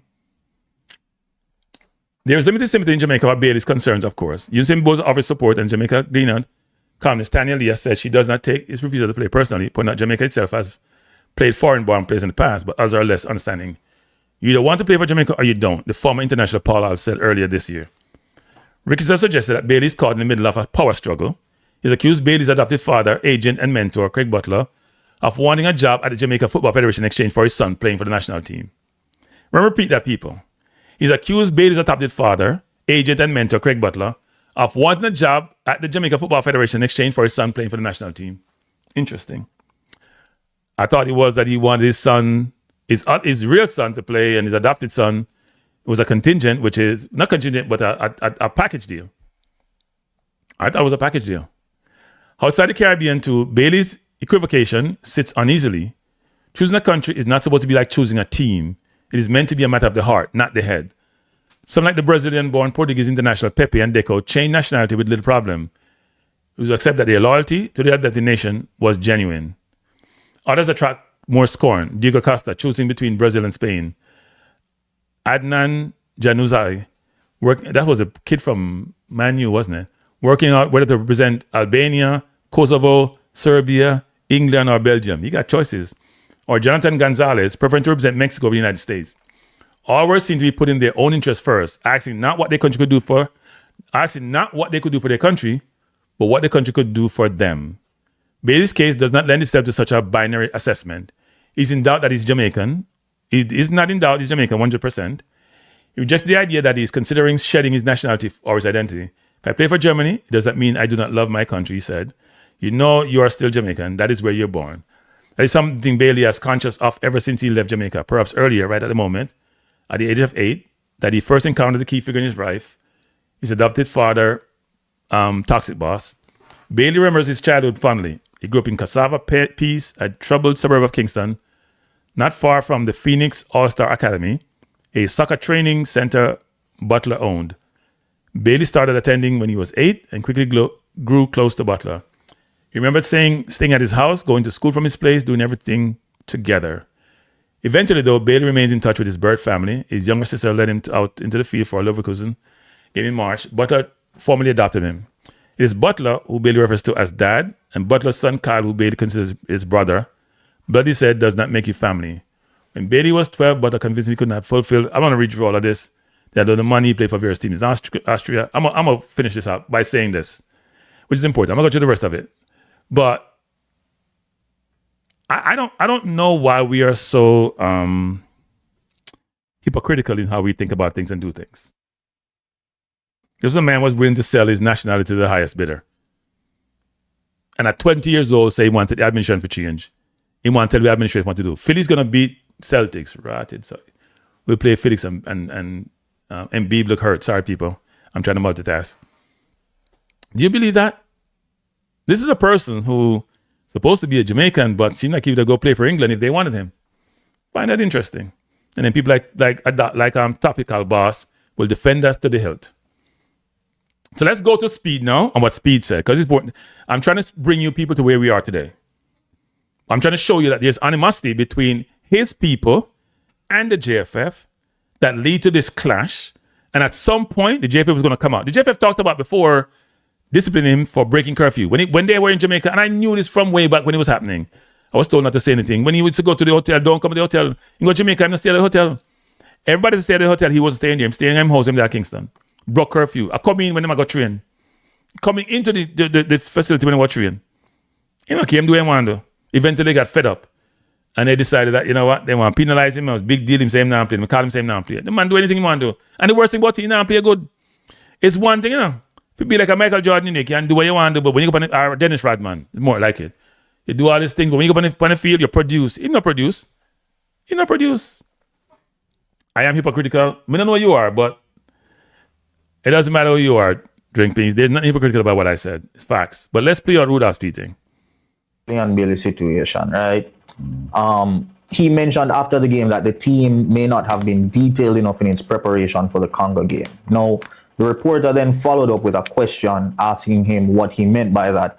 And his response was no comment, which he kind of said with a sarcastic chuckle. Do you agree with that assessment? And where, if anywhere, do you think more detail was needed? Right. So we were there like 8 days. We had 8 meetings, right? The shortest meeting would have been like about 33 minutes. The longest one we had was like an hour. So in those 8 meetings, 7 was with the general staff and 1 was with him, Leon Bailey. We, the technical staff, we have a room that we work in, and every single day to do the preparations for the meetings, we would spend like 4 hours, the least, or over 7 hours every single day, going through all of the training sessions, going through all of the videos with the teams that we're going to play, making animations, set players in or out, and even the structure we want to play in position or out of position everywhere. So we understand that not just footballers, adults learn differently, and everybody learn differently. Everybody's educational standard is different. So every meeting that we had videos showing the team what they're doing position, out of position, what they're doing when they counter attack, what they're doing in set plays, free kicks. So we had videos. Then some people will learn by video. Then what we did again, we had the animation that we put up on the screen and show the animation, the positioning by manipulating it manually. And in the training session, we go out there and we practice the same thing that we are doing. Set plays, we say you up on the post and we put your name, who they here, so who they here, so who they here, so all of that is detailed. As I said before, we spend hours every single day. No, but people learn different, as we all know. But I'm saying the wellness center is right over the side. We are right here. Some players would ask additional questions. When we're in the meeting, some players would ask questions. You never ask any. Some players would ask questions and would respond and answer. We'll go on the training pitch, we'll work it through. He requested a meeting with us, and we had the meeting with him. And he never one time say, bring that up, say, I don't understand something. I want some more details. So I just think, I don't know what he's talking about. Nobody else complained that they didn't get enough information. And I don't know what he's used to at his club, but I thought in the time that we had and what we want to achieve, we couldn't teach every single thing in a football. We had to teach what was most important to us to deal with the tactics that we wanted to employ. And I thought with a little luck, we would have put it on. So before Rudolph goes, I'm going to say this. I think Rudolph made a mistake. And it's not about what Bailey said about more detail. You can't feed so much information in such a short window to so many different people. What Rudolph should have done, and I said this way back in December, people, when I laid out a plan about what he should have done. All this videos thing Rudolph talked about should have been given to the players way back when for study. Even 40 players, because you don't call 24. You tell them, some of you will not get called. But here's what we're trying to do. I'm going to send this seminar out to you. On your time, because we're going to have Zoom meeting, we're going to have conversation later on, a month from now. Talk to me about who does what, when them do it, and how them do it. I'm going to send you some directive about how they play, what they play. I'm going to give you some sessions. We're going to have Zoom calls where we give you information. So when we go meet up 2 days before the game, everybody's prepared. And we only go rehearse things. You can't feed somebody so much information in such a short window of time, expect to be effective. I said this way back when. But what Rudolph them always do, them feel because you're a YouTuber, you know nothing, them just dismiss you. Because them feel boy, you don't know what you're talking about. And then want no information from you. It's nonsense to have all these players you have under your umbrella, so 50-something players, and you don't have us but in one Zoom call before the initial meetup. That don't make no sense, people. The JFF need to be blamed for this. They should have had multiple Zoom calls. Multiple, more than this should work at a schedule where the players understand. We're trying to get to the World Cup. This is an imperative. We know you have a day job, but you have to work extra. You have to work extra if you go World Cup. We'll get you information. We'll get you all the videos, then we'll send them to you. You watch them, then we come back and we talk about it.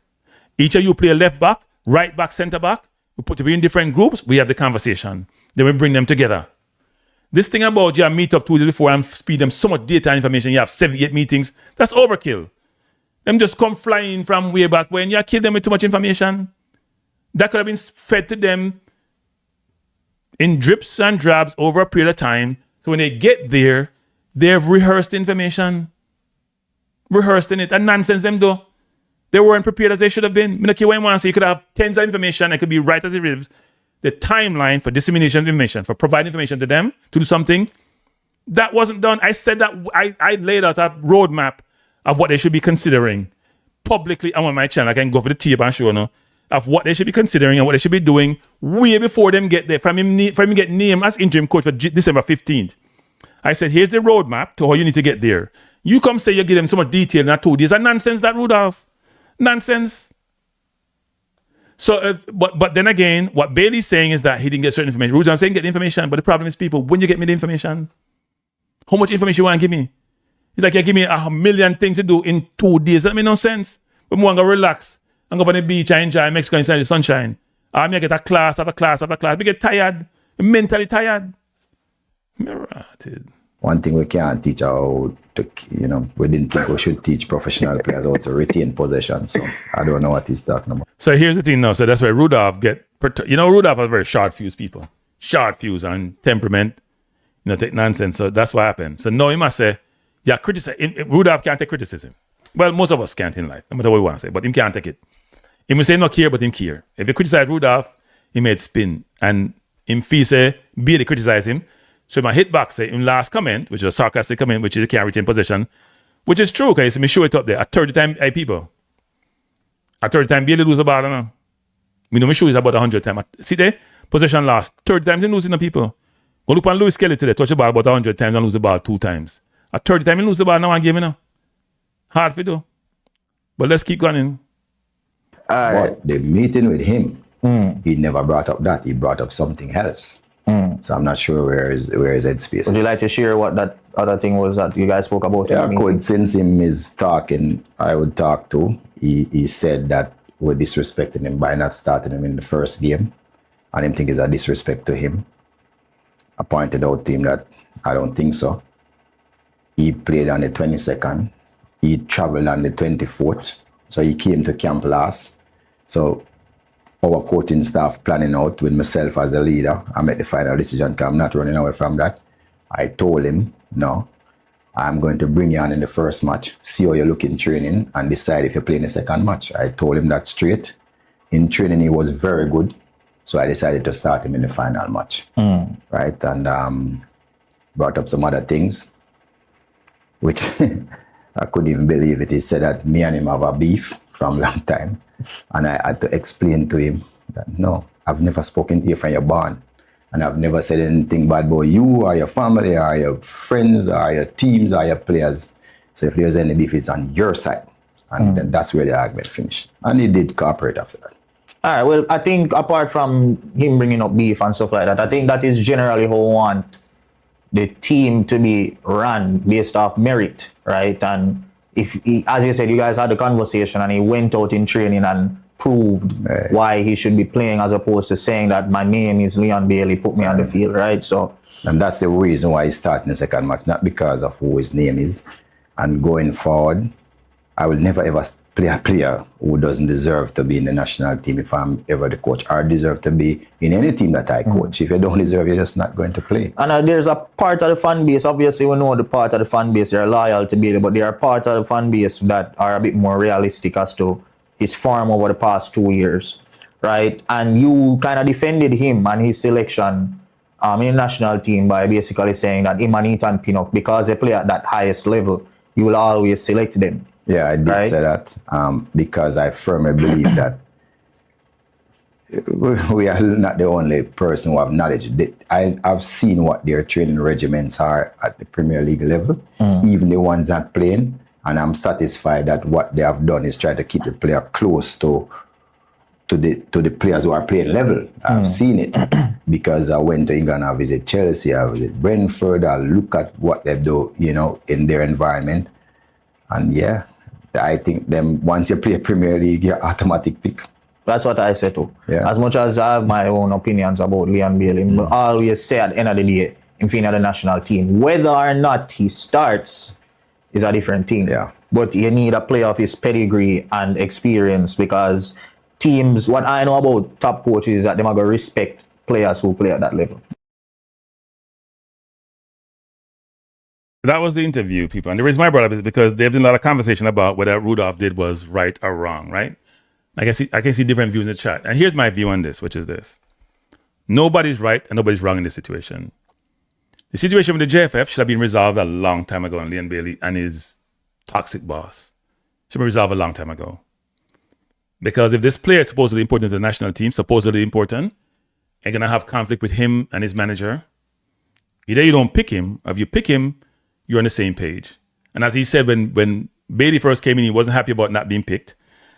And then when he got picked, he played him when he shouldn't play him that long. So somehow, if you're going to play the player that long, and he took off Campbell, who was having a good game, but it was easy. It was easy to take off Campbell and don't get the flack. If you leave Bailey on, you don't get the flack. And as soon as the game was done, I sent the stat to somebody in Mexico. I won't say who. And I was like, what the hell? What am I watching? This doesn't make no sense.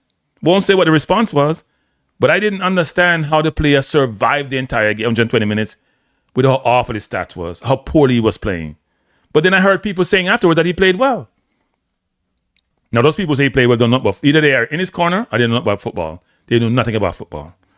They're some of the worst football assessors ever in the history of the sports. Anybody say he played well. Now, there's a difference between playing well and playing hard. Did he play hard? Yeah, he put an effort out. He was trying really hard. It didn't materialize into any success. It didn't. Let me take some of the comments. So Gaza, boy, I mean, I want to put up on Gaza thing, people. Bailey isn't the only one who did not. That Shamar was famous for that, bring his entire family. No, what I'm saying, people, is that he broke curfew. So they were supposed to be in the hotel. Everybody's supposed to be there for 10 o'clock at night. He would come in the next morning. That's what I'm talking about. Forget about breaking curfew. He wasn't coming to the hotel. He's not bringing no family to the hotel. He wasn't. At least you bring the family, can bring them in your room. He wasn't. He would go to his house and then come up the next morning. When they go to training, he's just turning up. Sometimes the boss had to wait for him. Like, there were stories I was told a number of times, which I have to laugh about. Like, you guys put up with the slackness, so don't complain when things don't go your way. So one stop driver, why we have some name, say he's only complaining because he didn't play good once again. If it wasn't detailed, it'd be because there's no security or because they feel not good. There's always something, isn't it? The drama surrounding this player, people. You know, people, like, there's always drama surrounding Ronaldo, for example. But Ronaldo can show as to why he deserves drama. The player who never produced anything of quality has pure drama. In fact, if he's on the national team, you don't miss him. And when he comes to the national team, always some drama. Always some drama. J. Russell Rudolph, not ready. Hey. Okay, so my view on this is this. If you're Rudolph, I don't think you have to take the high road, but at least a middle road. So here's how I think I would have handled this. I would have said, look, we had a plan in place, and we thought the plan would have worked effectively. It did work. We got done by an unfortunate situation, but I thought we played well. We had better possession. They didn't destroy us, as everyone said. In the case of the player Bailey and his perspective, look, as you know, there's been a history with Bailey and his camp. And at some point, we have to bring this to closure. Yes, when he came in, there were some challenges. We had some discussion. We got to a good place. And I can understand the frustration of him saying what he said subsequent to the game. But hopefully, in the future, we can work something out. We have to agree to disagree or agree to agree, and we'll work it out. So yes, I understand his situation, and we had a conversation, an extensive conversation. I see where he was coming from. There are some things there which were not what they're purported to be, but we want to resolve those. So we're going to try to figure something out, right? It's saying that I did my job. It's saying that there are some issues there, and he said we're going to work them out. But when you get into your feelings like Rudolph did and push back the way he did, and you're supposed to be the leader and you're supposed to be the adult in the room, it's not going to land well. It's not going to land well. No matter how bad Bailey has been, and he's been bad when it comes to Jamaica. So the same player who said Jamaica can't do nothing for him. So the same player go Aston Villa and him bow down when he come to Jamaica and treat Jamaica like Jamaica trash. And all I know and forgive him. I don't say Kranky don't like him. I'm not against the player. But I believe in comporting yourself like an adult. He's 28 years old now. He's no longer 18. And for him to want Jamaica JFF to change at 20 years old, when him whippersnapper, no nothing about nothing. Because him manager, not go along with the JFF, them things are the right people. That can't make no sense. If you want to put something out as Bailey, like he's been doing, you do like the players do through their agent. The agent take the hit, because they're the adult, they're the grown people, they can say anything they want to say. That's what most players do. You ever hear Rashford that hit out? Sancho hit out a little bit and want to Sancho. Him get banished to Chelsea, get banished to Villa, and can't play for Man U again, get banished. He wasn't producing on the field. If he was producing, they'd make allowances. People don't make allowances when they're not producing.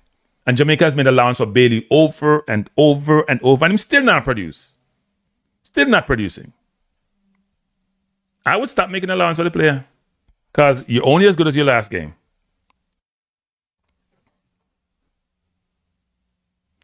So Vaughn says, that's why I can't blame the players too much. And even Bailey, the purpose of coaching is to put you in position to succeed.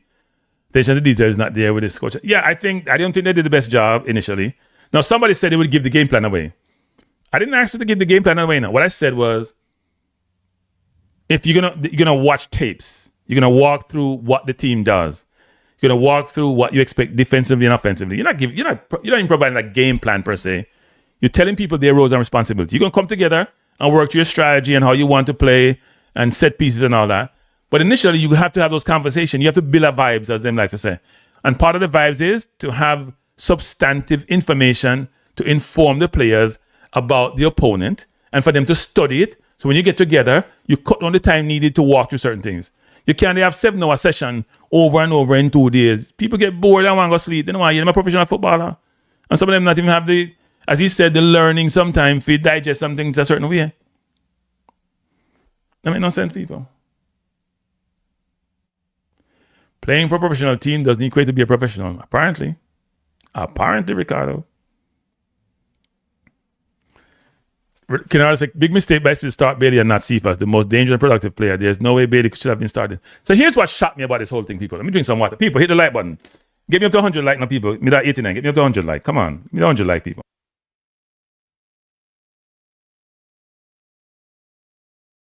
So here's what shocked me about the conversation in Jamaica about Bailey.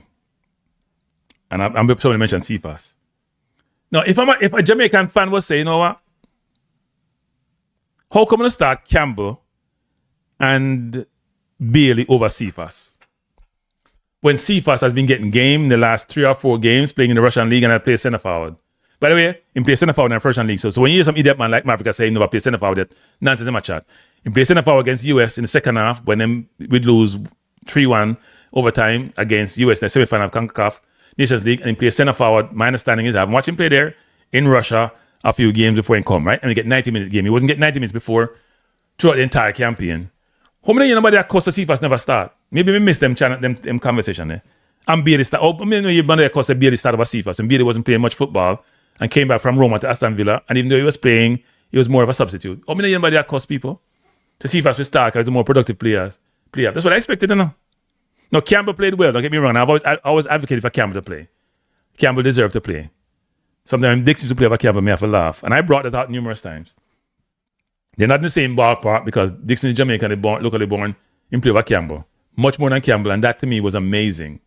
Yet when Speed came in, he changed that whole situation.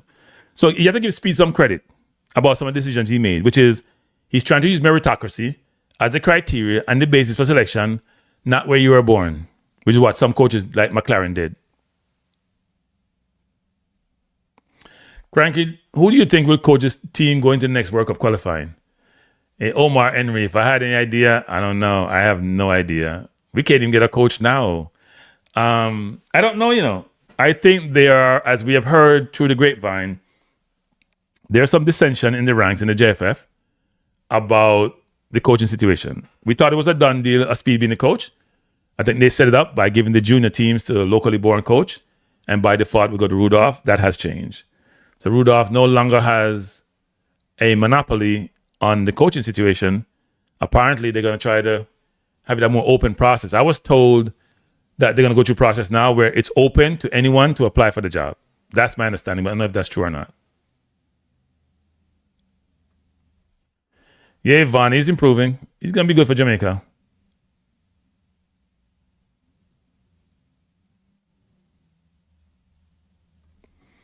So online says, truth be told, somehow based on how they played against DR Congo, coaches have been too bad to get their message across. So Hush Bailey, you never understand for your rule. No, I mean, I actually sent a message right after the game to somebody at Mexico to say, you know what? I'm proud of how the team performed. I actually was. There were some mistakes made, but overall, you know, everybody was saying we're going to get 4 and 5 and 6. Because DR Congo beat we up. Because them beat Nigeria, then beat Cameroon. We look at Jamaica, and we held our own. And even though they scored, their goal was debatable. So, yeah. Is that enough to give Rudolph the job? Apparently, the president thinks so. Let me just see if there's any more comments here.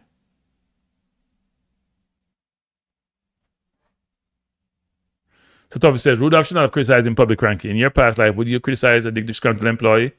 No, I wouldn't. But a disgruntled employee, Tuffy, wouldn't have the audacity to come out in public and say those things about me. No way in God. That would never happen. That has never happened to me. It will never happen. I wouldn't do it. You know, I remember I had one. Well, you know what? Because I'm Jamaican, and you know how we are. I've had 2 run-ins with bosses. I think both times I left the company. But see, they were the bosses then. I had 2 run-ins, and I was a senior person in one of them. A boss and I had a dispute. I was right, by the way, because I always think I'm right. I was right, but I left. I was like, you know what? The only thing is I didn't struggle to find a next opportunity. And I was at both of those, one company I was there for like 12 years. And another boss came in and something's going on. And I say, you know what? I'm out of here. And another one said, the boss. I was only there for 2 years. And the boss got on my nerves, people. I'm just saying, you know what? We had, let's say, I can't talk about it, but let's just say we agreed to divorce. But no, if you're the subordinate, you're not in a role to do the criticism. Now, I didn't go out public and criticize them. We had our situation, our engagement, I'm going to call it. But no, you can't do that. You can't go out and criticize your boss in public. That ain't happening. You're getting fired. Who I send a message to? Who I send a message to is not important. I have a lot of people. People must be surprised who engage me sometime, you know. Surprised who engage me sometime. And by the way, I had a coach call me the other day to talk about something. And I was very pleased with the conversation, that he actually listened and respected my perspective on things. And it's not Rudolph Speid, by the way. He's a well-known coach, called me about something. And I had to smile because I was criticizing certain things and he heard it and he came to me and we have a conversation. So it was a good thing. I am pleased with those things happening because I do think people realize that sometimes the people in the YouTube space who spend so much time building their platform, learning their craft, can have a view that may resonate and should be considered seriously. Shouldn't just be dismissed. But no, I've not been communicating with Speid, people. I don't think Speid is happy with me. In fact, I don't think. I know he's not happy with me. Now, the other day I said I want to interview Speid and somebody take it on somebody's channel and talk about, say, him want to interview Speid and this and that. People, don't go get a life. If you want to interview somebody, there's a reason why I want to interview them. I'm not trying to interview Speid to give him a heart. I want to have a conversation with him in a public domain because I'm not pleased with the interviews he's been getting from certain quarters. Now, Gunners did a good job, by the way. Gunners did a good job, and he asked a difficult question in a very professional manner. And Speid he just gets Speid to respond to certain things which were challenging. So it's a good thing. But if people want to interview with me, it doesn't really matter. Life goes on. I think the renovation should be starting.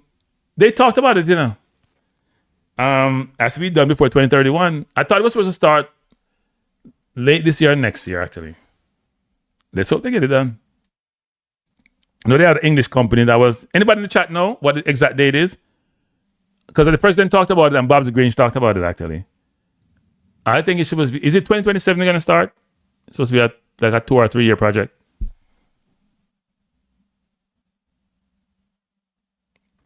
Stop comparing corporate ethics to football ethics.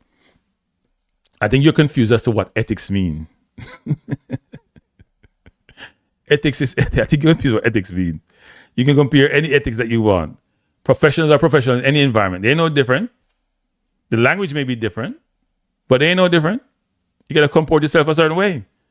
Otherwise, you got to go.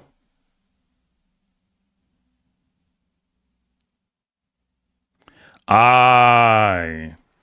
So here is what Termal is saying, which I find very interesting. I have never heard Bailey make any negative comment about Villa. Why is that? Is he happy with his playing time?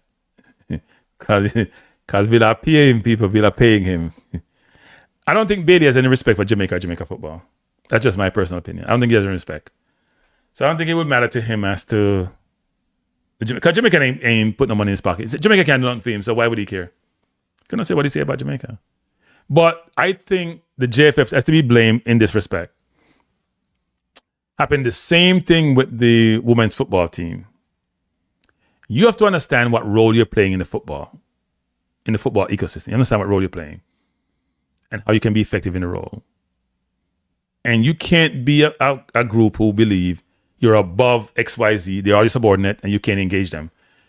It was the same thing I used to argue with Dennis and the JFF about the women's team, and they should be the bigger person and come together, and they'll come with all these excuses. They'll come with all these excuses, people, all these excuses as to XYZ, right? And at the end of the day, I would say to them, you have to be the bigger person. You have to be the bigger person. You have to be. Right? You have to be a bigger person. And they would never buy into it. Never buy into it. They would come with all these excuses. Oh, the money got sent through this and we did this. And then you sit there and take yourself, say, you know what? You make no sense. Hey, Drinks, if you want it, go look it up. Them have Google, go look it up. Then you can't forget what I mean. Go look it up. Go look it up. Yes, football ethics different from ethics in other industry. Go look it up. So you was a smart one in that room. I don't know what I mean. Go look it up. Jerome said, I think we should move on from Bailey and not look back. Yeah, we wouldn't miss anything, people. Here's the worst thing about it. Here's the worst thing about it. Is the player worth all this effort? You know, there's a balance in life, people, which is the balance between what do you provide and what do I have to give you? The player take up too much space. Why Speed keep him on for 120 minutes beyond me? Better Rudolph than me. If it was me, he wouldn't be spending more than 50 minutes. He would not survive. Just like how Andre Brooks didn't survive the first half, he would not have survived the first half, people. He would not have survived the first half. Trust me. Never. How we survived the first half is beyond me. He would not have survived the first half. And how we take off Campbell and leave him on, and Campbell when they go by beat Wan-Bissaka a couple of times. By the way, Wan-Bissaka has not got his back job at West Ham. He's going to play a World Cup qualifier. See how World Cup can do, people. Man, go play a World Cup. Can't get back in that West Ham starting lineup. Can go back late. He must celebrate. Go back late. Coach bench him. Kai Walker-Peters took him job. Yeah, but I don't think he's worth the effort. Seriously. Bailey sponsoring the team, though. Sponsoring what team? What are you talking about? Bailey should consider retiring from the national team. People, you see, when you're a footballer with the pedigree that Bailey has, and so many people don't miss you for the national team, that can't be good enough. Chris Smith said, Kranky, Liam Bailey was around professional coaches and backroom staff from Belgium to Germany from a young age. Knows what professional system is. You think he's going to respect these people? Well, I think it's the same thing with the JFF, you know. I don't think the JFF respect a lot of these players, at least historically. So, and they have acted, for example, for Roy Simpson coming out and said what Roy Simpson said, how can Roy Simpson be working for the JFF? Based on what Roy Simpson said, how can he be working for the JFF? That's him speaking on a turn. So when we are an official people, you have to operate at a certain level. You have to understand the role you play, how that role restricts you from saying and doing certain things and behaving in a certain manner. Professional ethics is one class I covered in college. You said I don't know the meaning. When I say don't know the meaning, is not in the context of what you're thinking. If you want to take it literally, then so be it. In fact, I know who you are now. You know something? You write the same way all the time. Is that your new name? You write the same way all the time. You know? Have you realized that you're very predictable? You always come to the channel and get trouble, and now you come. You've been here. You're not new. You change your name. You camouflage yourself. But you write the same way. You write the same way, so I know who you are now. Wow. You come back on a different disguise. Come get trouble again. I'm so black, yo. So Bailey said he paid for a lot of things and the staff and players begging him money. We gotta be very careful with staff and players. Right? Staff maybe. Which players? It ain't the foreign-born players. It ain't the English-born players. So it ain't him can't hide float. Him can't hide float. In writing, a float. I did not smart enough to pick up the writing enough float. I don't pick up the writing. 876 said Rudolph Speid should not be the coach of the national team. And he probably will not be. He probably will not be. I don't expect him to be, actually, to be honest, after all that's transpired.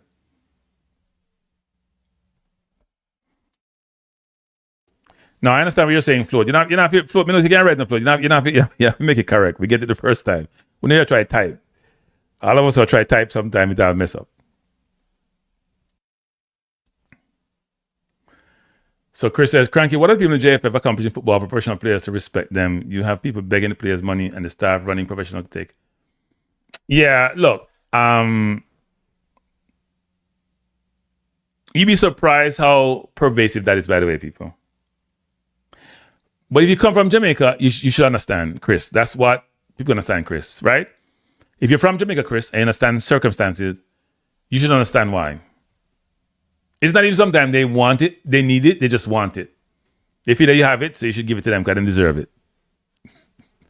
Because your JFF, you say sometimes, when they have no money, said the players can't afford to pay them tickets, so why they don't worry about it, right? As if you should pay if you go play for your national team. So there's a sense of entitlement that the JFF has and some Jamaicans have when it comes to the diaspora. And Bailey's considered part of the diaspora now, so yeah.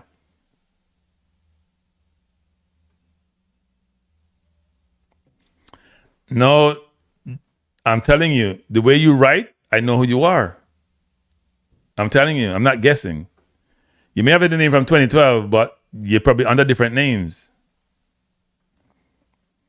Chris Kranky is a known fact that people in jail for working with begging players from England money. Yeah. Not surprised. Kranky, it looks like the J3 is managing their priorities until the World Relays this weekend. If the JFA can't do that. Yeah, they're very focused on the mixed relay team. You notice that too, DC? The men's 4x1. Maybe they believe they can actually. Well, I think the big name men, the big name players actually, runners actually, didn't decide to go. Good night. Good night, Mr. Kranky. How are you doing, boss? I'm doing well. How are you doing? Good. I'm good. What do you have to say? Yeah, what I have to say, it was something that I've mentioned before, but I still cannot understand why. While I can understand why people are concerned, upset, whatever word you want to describe how you feel about Mr. Speid, I think it is bigger than Mr. Speid. It is bigger than Mr. Ricketts. I think there's a systemic issue that needs to be addressed as far as football in the whole football culture or business in Jamaica. And until it is fixed from that level, no president, Mr. Speid or Mr. Ricketts, even if you change them or replace them, the issue is we're not going to get anywhere with football. And I'm saying all of this to say that you have the fields, Kranky, you have coaching, you have field, you have government interests or a lot thereof. You understand me? Even what's his name? They're the one that is that most people are pushing for to get a head coach. He said it. He said that he went to watch a JPL game, and guys without the ball is like they don't know what to do. They are just looking around lost on the field. You understand me? So until we can fix the systemic issue that we're having with football in Jamaica, I don't think Mr. Speed and Mr. Ricketts is is our biggest problem right now, because you're gonna get another Mr. Speed and I'm a Mr. Ricketts. I don't know what you think about it. So you said what? We're gonna get the same Ricketts and Speed because of what? The ecosystem? Because there's a systemic issue. There's no serious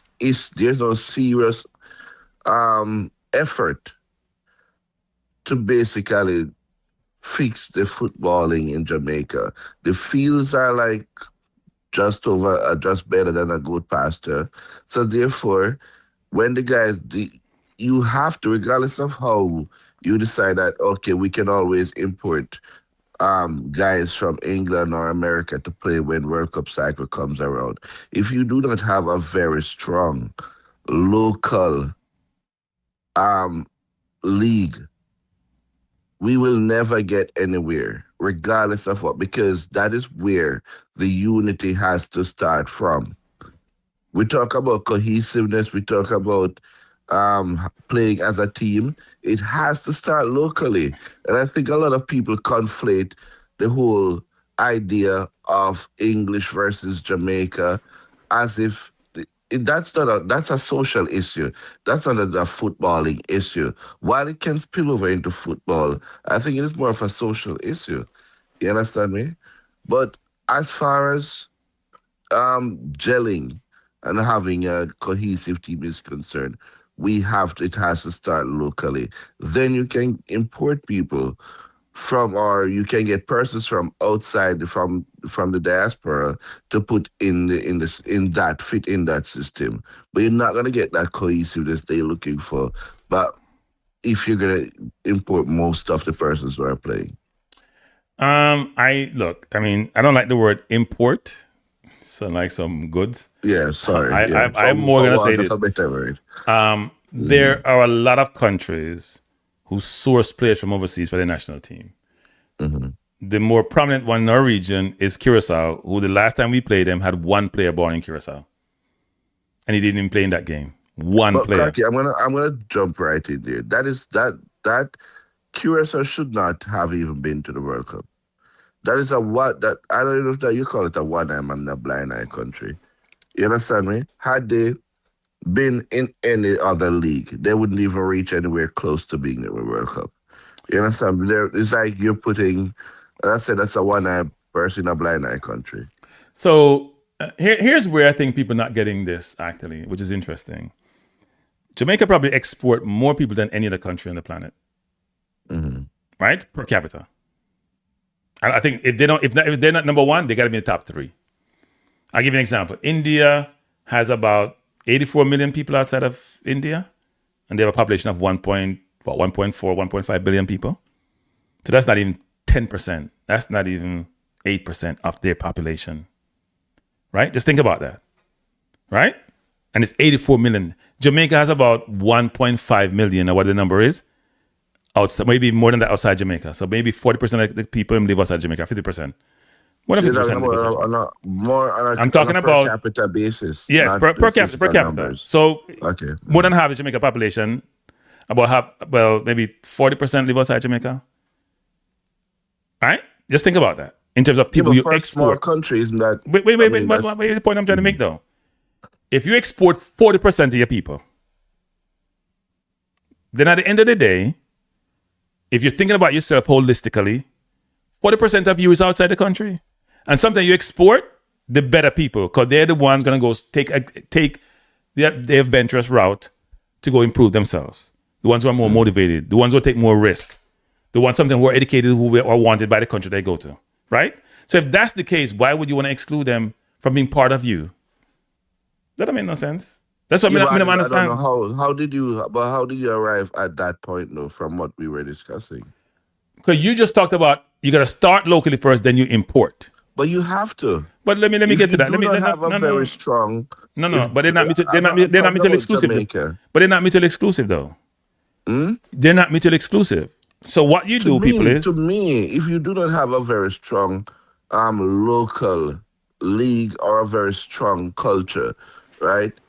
Locally, while we can look at other countries, models or how the country operate, at the same time, not everything can just be adopted and fit into our country or vice so versa. if you give me a chance, I'll You explain. But understand go me? ahead. If you give me a chance, I'll explain. But go ahead. Go ahead. Sorry. So it's a 2-tier model. You have a short-term, mid-term, and a long-term plan. What you're talking about is long-term. How do I create a sustainable football ecosystem in Jamaica to allow me to produce players of the requisite quality to compete at the world level? During that intervening period, I still can leverage external, you want to call them external, or the diaspora to help me source the talent to allow me to be competitive because I'm not competitive now. So I'm going to have a short-term plan, which is the immediacy, which I can use the best players possible, starting from diaspora. I have a medium-term plan, which says at some point, that blend, that balance has, or call it balance, I'll be producing players that are certain quality who will be matriculated to the national team. And at a further point down the road, it'll be even keel.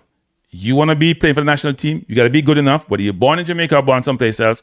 I pick the team agnostically because I know I have talent wherever the talent resides. Right? Right now, we're not there because we have the 10th league in CONCACAF, people, and 130 in the world. You chew up on that. 10th in CONCACAF. That means we're behind Costa Rica, we're behind Mexico, behind the US, behind Canada, behind Honduras, behind a lot of people. So we're the same. We're on the same point then. We're both sharing the same opinion where this is concerned. Yeah, we're saying that Jamaica got to produce local players who can compete at the world level. And as you're saying, they can't do that without having the right ecosystem in Jamaica, including facilities, coaches, administration, So what time frame sponsorship. do you put for these periods? It'll take you 10 years to produce the quality players that you want to compete on a sustainable basis. You will get the diamonds in the rough come through in 2, 3. You will have one someone from the under 17 and one from the under 20 or 2 from the under 20. You won't get that conveyor belt of talent coming through on a regular basis to supplement or to matriculate to the national team the way you want to until you put a really robust construct in place to do so. Which is what they're trying to do in some respects with trying to get the coaches up to a certain level, right? Trying to have a recruiting process where they go across the island, they divide up into regions and try to source players who they bring through. But what you want is, because you hear this nowadays in football, which is a lot of countries now are focused not on the player who look great at 13, 14, but those who are matriculating a little bit later, right? So if you're just trying to recruit the players now to become a lead team at 14, 15, those are not the ones who not only end up being great at some future point in time. Now, people have this misconception that the people who look great at 12, 13 because they see the Messis of the world and match dominant of the world. That's not normal. A lot of times there are players out there who come to the process a little bit slower, but end up being the diamonds that you're looking for to source your national team. Mm-hmm. Right. And let me tell you where I was coming from earlier too, as it relates to the local league. Because our local league, the bar is so low, right?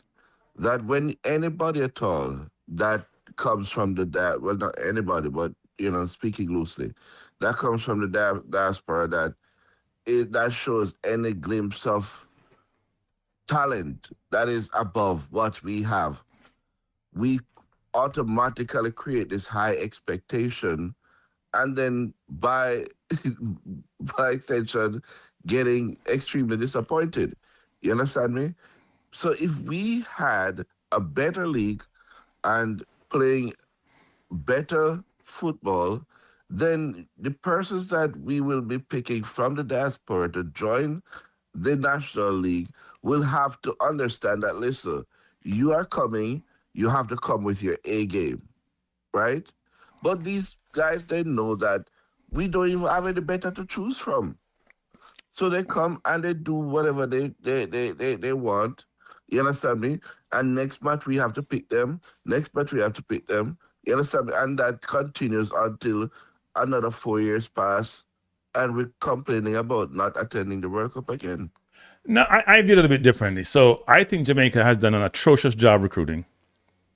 Atrocious job recruiting.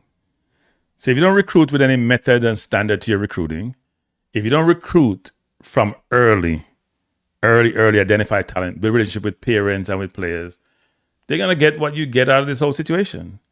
And if your recruiting process is very distributed, and then when you recruit, players don't get naturalized. In fact, you don't recruit. So there's no naturalization because it's a very distributed process. It's not well defined. It's not well orchestrated. Right? It's not well orchestrated. When Devon Porter is the one doing most of the recruiting, and he does it at his own volition, nobody's helping him. Nobody gives him credit. Then it tells you what it is. As soon as Rudolph came in, Rudolph got 3 players naturalized in no time. Well, 2 of the 3. He brought in 3 players, 2 naturalized in no time. Some players, Andre Bruce out there for a couple of years. That can't be the case. So where was Rudolph getting players naturalized in before then? Or working with the JFF? I know this. I've been told this by, I won't say who tell me this, but by multiple people about this, which is the naturalization process, the JFF doesn't really want to do naturalization because they want local players in the team. So they caught in this conundrum. Well, yeah, but Kranky, I think that's you're normally exercising caution when saying certain things, but I think that you're a little bit reckless with that just now because, as I'm saying, in Jamaica, when trouble take your picnic shot fit you. So you don't know what, you can't just use that one example to say, well, he got 2 players naturalized real quickly. You don't know what happened then. He could have called Miguel. How you don't know? Wait, hold up. How do you know what I don't? This time for a special. You're not listening. How do you know I don't know what happened? You say I'm reckless. How do you know I don't know what happened? How do you know I don't know what happened? Something like that would be. No. How do you know I don't know what happened? Do you, sir? No, you said I don't. So I guess I don't. Okay. I don't come here and make statements unless I have information to back it up. Okay? Yeah, but even if you do, sir, right? If you know what happened, right, in terms of getting those 2 players naturalized, yeah, then I mean it is understandable because this time our back is against the wall. So he could. No, but Miguel, you're missing the point. That's the problem. Your recruiting process is so well defined. You're not doing reactive recruiting. You're doing proactive recruiting. If anybody wants to be in the Jamaican, should be naturalized immediately. We can figure it out on the road. Let me just say this again, people. Anybody want naturalized, whether it's in football or not, just naturalize them, Jamaica. Because you can't do nothing for them, them can't do something for you. Let me say this again. If they want to become Jamaican and then qualify, naturalize them. Some of them may have to pay them own money, naturalize them. You don't have nothing to lose. Do like what Israel do. Naturalize them. Then they have some connection to Jamaica. They may want to do something. You're not doing nothing for them, you know. Your healthcare system not support them. You're not educating. You're not doing nothing for them. Them can't do something for you. Always remember that. You have nothing to lose. So if a player want to get naturalized, they may not be good enough today, may be good enough tomorrow. Did I say again? With basic requirements, that is. So long as you satisfy the requirements to be a Jamaican, there's no reason why them not to get naturalized. And if a player want to be naturalized and he's going to pay his own money and just want you to facilitate it, why can't you facilitate it? Yeah, but says bureaucracy around Jamaica, brother. No, but I'm just telling you, at some point I'm making, you're pushing back at me. I'm telling you, the 2 players, even Andre Brooks said he was interviewed. He was in the process for a while. All of a sudden, get naturalized, can't go and play for Jamaica in this window. Amazing how that worked. I had players who contacted me, peers who contacted me. They mean, I assisted, one of them just getting papers the other day, and I assisted him for 3 years to try to get naturalized. 3 years. Trying to play for the under 20. 2 parents contact me, 3 years to try to get naturalized. One get naturalized the other day. It's a joke. Yeah, but I'm going to run, I'll keep a bit program too long. But one thing that, I'm back to my original point where I started. I think we need to fix our house first. Even in the whole recruiting thing, you cannot invite guests to your house and it's dirty, bro. That doesn't make sense. Your fields are unkept. You understand me? The whole organization is not being managed properly. Well, no, you can invite them because they're not playing on those fields. The only field they're playing on is National Stadium. You can invite them because they're not in part of your ecosystem to play on those fields locally and play in the JPL. So you can invite them. They play for the national team. So the last time, what's his name? Hutchinson came here. I think he had a bad experience. Hutchinson was a different case, but he came to stay locally and he was in an academy then, so he wasn't a professional to be playing and just come play and go back home. Most of them play and go back home now. Hutchinson was different. Hutchinson came play with the national team, played with the local team that played Trinidad twice, had a horrible experience, decided nothing to do with Jamaica going forward. I'm done with Jamaica. He's done with Jamaica. When I'm asked Hutchinson said, no, me not come back. Me have enough. Me prefer not play for no international football and play for Jamaica. That's how bad it was. When man start questioning Hutchinson about whisper. What am I doing here? We can't do with them people here. Okay, boss. All right, bless me, girl. Thanks for the I hope Jamaica get them things figured out. With Steve Speed and no Speed. All right. We just need to figure the things out and move forward in the name of football. So yeah, man. Thanks. Right. Thanks, bless up. No, look, people. Naturalization process to me was. I tell you, when I got naturalized, I started the process in February. I got naturalized in June, so it took me 4 months to get naturalized. So it didn't take that long, people. It didn't take that long. But for England, part of the issue is that the England consulate moved from Birmingham down to London. So if you're up north, try to get. And then when you go through London, one parent walked me through the process, people. I would not be trying to get naturalized, given all they go through. 2 years, sending money, communication, letter writing. The kid got too old. The kid was like, the kid when start the process, I'm going to try to play under 20 at 18. By the time you get through my 21, the period passed. It's a joke. It's a joke, people. It's not fun.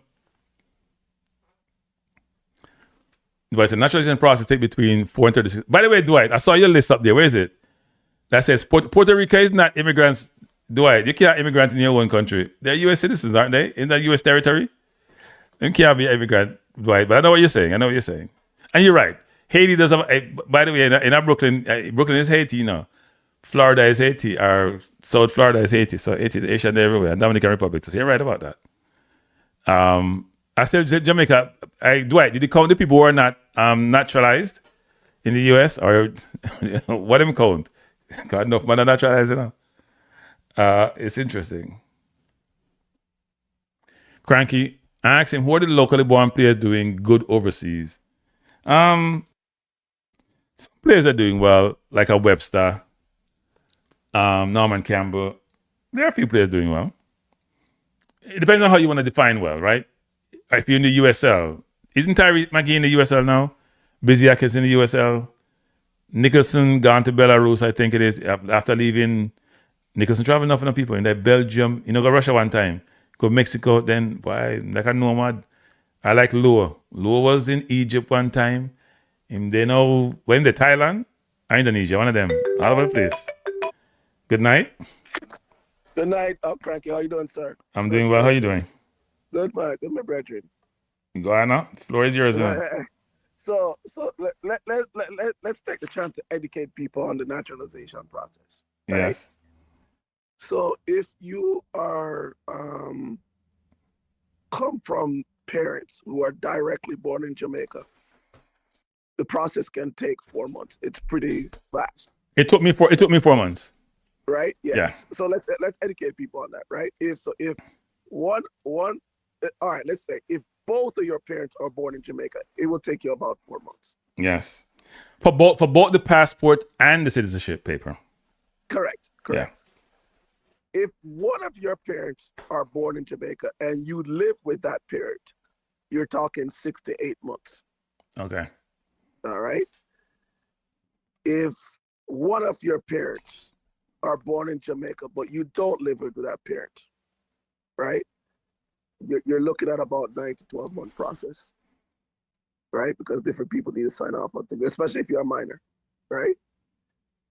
Now, if it's your grandparent that was born in Jamaica, and it's just one grandparent, doesn't matter what side of the family, and you don't have a smooth lineage documentation, it means it's not perfect. People's names are not the same, things like that. You're going to be looking at 12 to 18 months to get your citizenship. And I don't care, it takes one, okay?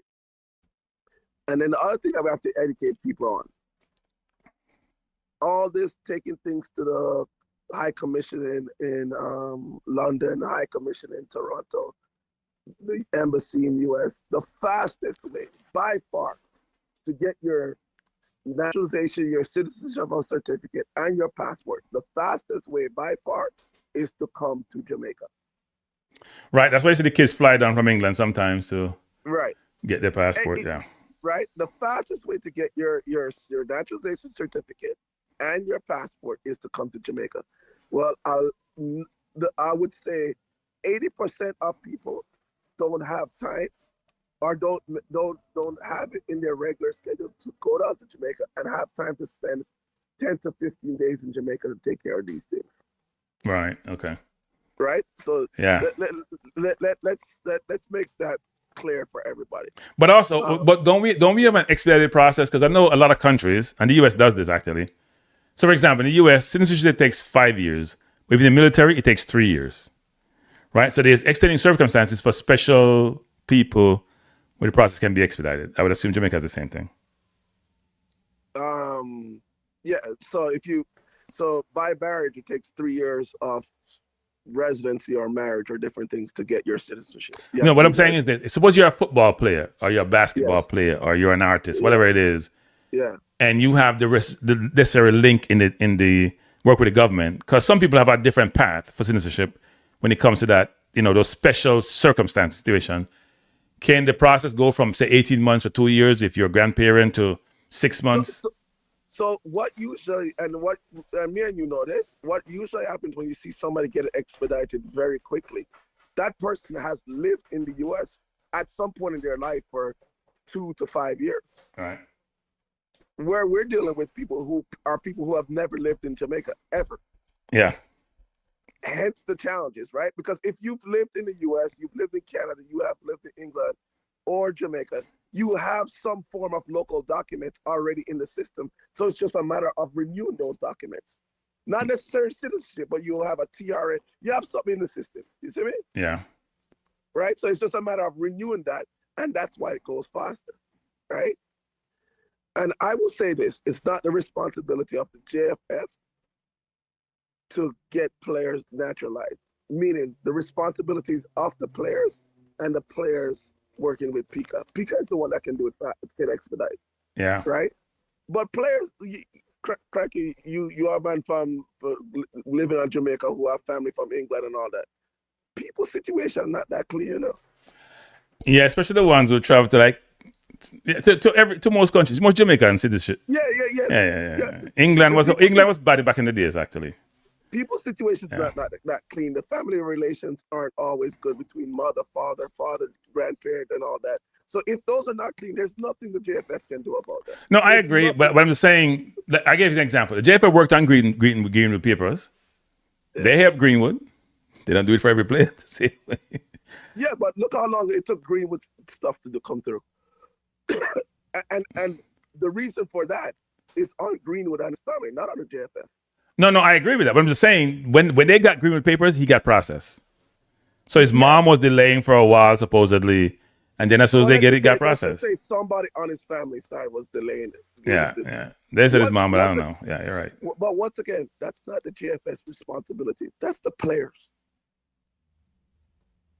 That's all. To me, that's just 100% on the players. An individual's ability to get their Jamaican citizenship is 100% on that individual and how they work with people. Now, as I said, the agency that can speed stuff up is Pika, because once they have perfect paperwork in, okay, I have a look. Oh, he's a national team player. Oh, he's going to add value to the country. Let's speed this up. But the problem is Pika can't speed up information that they don't have. Right, but here's the thing, though. A lot of players. So suppose I'm a player. I don't have the necessary contacts, right? And I want to play for Jamaica. Devon contact me. Then I got to provide my paper to Devon. Then the JFF, huh? No, but Crank, let's stop there. The player needs to take the responsibility to understand how to get Jamaican citizenship. This is basic. Let's not, especially when you're dealing with an adult player. Let's not. Do I tell you this? Those players are not adults. In terms of how they behave. They're not. They're a lot of these people, I'm telling you, there's two things. It's going to sound really bad. I'm getting myself in trouble. There are two things. One is some players haven't, I mean, this is what Rudolph says, gone through the educational system as they should to operate at a certain level. And there are some players who are so spoiled because they have been taken care of from day one. People clean them shoes and do everything for them. So they have not gone through a process where they take ownership of anything and they do it. You got to be the agent. And sometimes the agents don't want to do it. The player may want to do it. Agent don't want to do it. Because they're saying if you play for England and have one cap, it's better than they have 100 cap for Jamaica, financially. But watch this. But watch this, Kranky, right? If they want to go play for US or they want to go play for Canada, they want to go to France, they can figure out how to do the process pretty quickly. Kranky, do not discredit any of our players. I don't care any of them that are adults. People. If you hear me come and say certain things, I'm not talking. Wait, listen, man. I'm not talking quick. I'm just like for talking to people. You know what? We'll leave it alone. Go ahead. Kranky, I'll leave it alone. Kranky, I've heard this. It's not I've heard. I've seen it. They get catered to. So when you talk, yes, they're treated like babies. Yeah, they have a special skill. But Kranky, when you're talking to a 20-year-old that's been catered to and all that doesn't absolve them from the responsibility of filling out a paperwork and signing it and turning it in. I'm gonna give you an example, right? Since we got it, there's a player right now. I won't mention the player is or what it is, but the player has expressed vehemently he wants to play for Jamaica, right? We're not talking about just peripherally, right, or tangentially. He wants to play for Jamaica, and all him have to do is go to London, go do some things, and the man take forever. Take forever to do it. No, it's not even Kranky. He doesn't even need to go to London. Kranky, he doesn't need to even go to London. He needs to ask his parent, grandparent, can you send me your XYZ document? And then I don't know what they call it in the UK. Well, in Jamaica, it's adjusted to the peace. And he needs to have the documents signed by adjusted to the peace and send it to the High Commission in London. Kranky, I don't care. No, but you know what? Sometimes those documents get lost. As you know, they get lost. Yeah, I know, they get lost. Trust me, they get lost. They get lost. Yeah. So players don't want to do that. They want to make sure that it will work. But for the player just to get to London to get it done, and the players it's not one of those players who are they're like, you know what, ambivalent.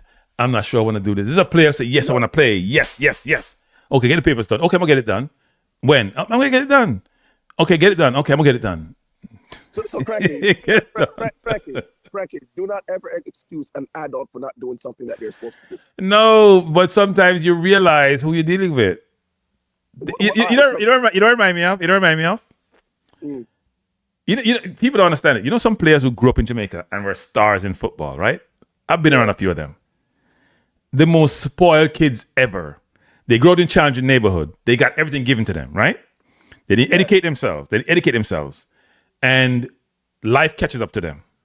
And you look at them and you just smile like you had so much opportunity. And they will tell you like, yeah, but I ain't had to do anything. I played ball and people loved me and they give me this. And you're like, but you're a grown-ass man. And why? And then they end up in some circumstances where you're just like, how do you get here? They never educate themselves. They had a skill set. It worked really well. As soon as their playing days done, they're no use to society. But Kranky, watch this. I can tell you this. You see the player that you have to handhold and do all this and do all that? He's probably one of the more difficult players to coach. It usually goes hand in hand. Yeah, that's true. But some of those players were so good in their local settings that coaches make allowances for them. But Kranky, Jamaica, in the past 15 to 20 years, Jamaica has had zero world-class top level. No, but you're missing my point. I said in their local settings. There's a difference between world-class at a global level and you in a community where you're the star and you get treated that way and people give you stuff. And then you get out of that environment and you realize you got to work for a living and then you struggle. And then you ask them, how come you got here? How did this happen? And they explain to you, you're like, look, when I was going to Jamaica, when I was going to school in Jamaica, some of those kids who play football didn't go to class. And Kranky, and I'll tell you this right now, they didn't go to class, and that's probably not some of the guys that you want on the national football team. Well, they may not be, but they didn't go to class. They played football and you didn't see them until football season started again. And so what are they going to do when they start playing football? But Kranky, let's take modern times. Players from 2006 to 2026. Right. Let's take that. The players that don't go to class enough, you also can't ask them to do a tactical read off the field and do all these things. They're going to struggle on the field anyway. No, but you know what's funny? That's really interesting. I don't think it's that these kids are not smart, That's what I'm trying to Like tell somebody would say, you're book smart. They're football smart.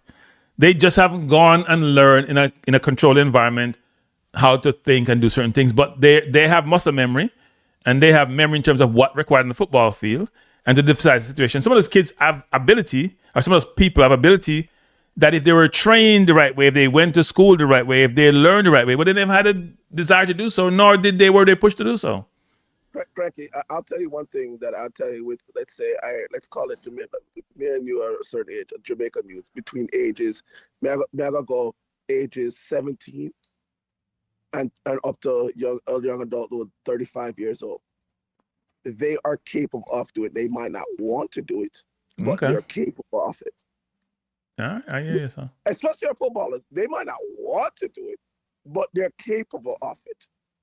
No, I agree they're capable, but then they're capable, but there's a difference between there's the will part of it, which is I'm capable of doing it, but it's been done for me, so why should I do it? I don't want you until you want to take that, do that. I don't know about that. It depends on how good you are. Your speech said about Greenwood. If he can come the day before the game start and he can register people, I register him because he's that good. It depends. But Kranky, you know what my thought on Greenwood is? I'd rather take 50 other players that are good that can do all the things than sit here waiting and crying over Greenwood. I don't have time for Greenwood. Yeah, I can't refute that. I can't dispute that. Right. I would rather get 18 players who do it, can sort things out, ready to go, all that. I'm not waiting for Greenwood over those 18 players any day of the week. Yeah, I hear you. Right? Yeah. That's like also, and let me wrap it up. Right? The thing with the quote unquote recruitment and all this, like, if the player wants to play for Jamaica, they get their paper when they have it, then you go on for it. But where I think is lacking is the JFF doesn't have enough of these, doesn't have the knowledge of these players, even when they have their passport. And That's true. That's the problem. No, here's what we also missing, which is very important, people. Yeah. Jamaicans are very arrogant people. I didn't say confident, by the way. I said very arrogant people. In this context, which is, hey, they're glad for one play for we now. They're glad for one play for we. We run things. We're glad for one play for we. And we're not gonna beg no boy to come play for we. Why most countries we go to and beg. Think about like college in the US. Where a grown-ass man making $10 million a year gotta go beg some 18-year-old to come play for him college, basically. Right? Because he realized the benefit he brings to it. Yeah. So we can't do anything for those kids who come to play for Jamaica. We can't do nothing for them. You barely talk about not getting paid. We can't do nothing for them. We can give them some international exposure, and it goes on their resume and looks good. But in essence, we can't do nothing for them like monetarily. Mm-hmm. They can do something for us. So if I'm gonna provide more benefit to you, you think you want to pursue me. We don't view things that way. Yeah, and the JFF perspective is that, well, I want local players in the squad. So I recruit too much overseas player. They'll affect the players in the squad. And the parish president going to be happy with me. So if a manager me do that. Right? All right. Yeah. So let's deal with this one other situation, right? And let's be factual. And I'm going to use the from 2026 to 2020, from 2006 to 2026. Right. Every good Jamaican player has left Jamaica between ages 17 to a maximum of about age 23 years old. They are gone by age 23 years old. They do not play in Jamaica after age 23 years old. So I don't know where we're trying to fool people on looking at players when all of our top professionals that were developed in Jamaica, done well, the ones, your Kahim, your Parises, your Norma Campbell, your Cephas, they are gone out of the JPL by the time they're 23 at the latest. Yeah, because most clubs don't want you if you're over 20. Nowadays, they want you if you're over 20, much less. Yes, even Richard King. So who you fooling when you're talking about, look at JPL player, and then you put 25, 20, who you fooling? Unless there's a diamond in the rough, because some people get passed over, then you're right. Right? The age is matters because a lot of clubs don't want you of a certain age. Kranky, I gave you a 20-year window and we haven't found a diamond in 20 years. We did find a diamond. So hold on, which player have we sent that's playing high-level professional football that was outside of Jamaica by 23 years old? Well, I don't know about by 23. I don't know by 23, but the diamond is Bunny Shaw. And what age is that? Hold on. What age is Bunny? She went to college. She went to college in the U.S., so she probably leave before. By 17, 18 years old. Well, she probably left at like 18, I think. But she did leave Jamaica as a teenager. She went overseas and played in college. But Bunny Shaw is the one player who's world class, who Jamaica has exported. Correct. So Kranky. So this is my thing when people we want to look at JPL players. I'm supportive of it. Right, I'm 100% not doing World Cup qualifiers, not doing the third round. Let's not get crazy. But now, when we're in the first 30% of the next World Cup cycle, right? Somebody's put that Bunny played in the U.S. too. What they didn't know is that Bunny also lived in England too during her early years. She played what years? I know she was in Jamaica. Go ahead. I want to say before she was 10 years old, she played like three. She lived in England for like a couple of years. Oh, okay. I didn't know that actually. Yeah. She was. That's why her father's in that's why Bunny's father lives in England. Oh, okay. Yeah. She was there. So, but I will say once again. So, our typical player leaves Jamaica between 17 to 23 years old. So then my question is, if you're looking at JPL players, why aren't they in our U17, U20? Or U21 squad? They don't need to be in our senior squad. So I said, I don't know who they think they're fooling, but we do not have players that are sitting. They're ideally between 17 to 23 years old. Any good player that you have in Jamaica that dominates Jamaica that's going to be a good professional, they're gone by the time they're 23. They're not in the. Yeah, I think in Jamaica, and that's why I am saddened by the Rudolph Speid situation. Because I can't support him to lead the national team because of what transpired and him being the architect. But I was also encouraged by his selection process during the playoffs because he was trying to get the best team based on meritocracy on the field and not making an allowance for where you were born. And people don't seem to realize that. And so I struggled because, in my view, I can't reward failure. At the same time, the other people they're proposing, I can see where they're going because they want to satisfy the local appetite for just locally born players. And my view is I'm all about meritocracy. I don't care where you were born. If somebody naturalized in your country, they're a citizen, they're entitled to all rights and privileges afforded a citizen in your country. So in essence, what you should do is do a meritocracy-based selection process or have that, not one based on I got to be some balanced thing or whatever. Because you're not asking for balance if the team is all locally born. So why are you asking balance the other way when they're all citizens? That makes no sense to me. So, Kranky, you know what our issue is? You know what our biggest issue is? So the World Cup cycle, let's say our World Cup cycle starts now. We don't start looking to recruit your Andre Brooks, players the players that we're bringing in to do that until what? 10 days before the most important games that we got to play. Yeah, but that's why I'm telling you that Rudolph Speid would have been doing that. I know that for a fact. He would have been doing that. No, he would have been doing that before. He would have started doing that now. He would have gotten that database or built that database of players. He'd be go look for the best players. He'd be trying to convince those in the Premier League to come join.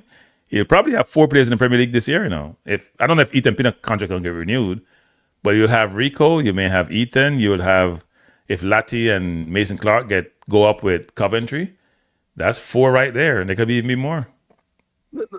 But this is where you can't absolve Speid off it. He was part of the technical committee. Yes. So if the coach was not doing it, you should have gone to the technical committee and said, we need to fire him because he's not selecting our best players. Well, because Rudolph wasn't thinking that way. He's probably thinking more about Cavaliers than thinking about Jamaica. Exactly. So that's why that's why he can't do both roles. He either needs to be the best technical director he can be possible, or he needs to be the best technical committee chairman possible. You can't do both because there are conflicting positions. Right? Yeah. I said our biggest issue is not that we're recruiting or naturalization purpose. The issue is when we're doing it. Morocco didn't naturalize these players right when they were playing the AFCON. No. Morocco builds. Hey, people. Morocco process is very involved.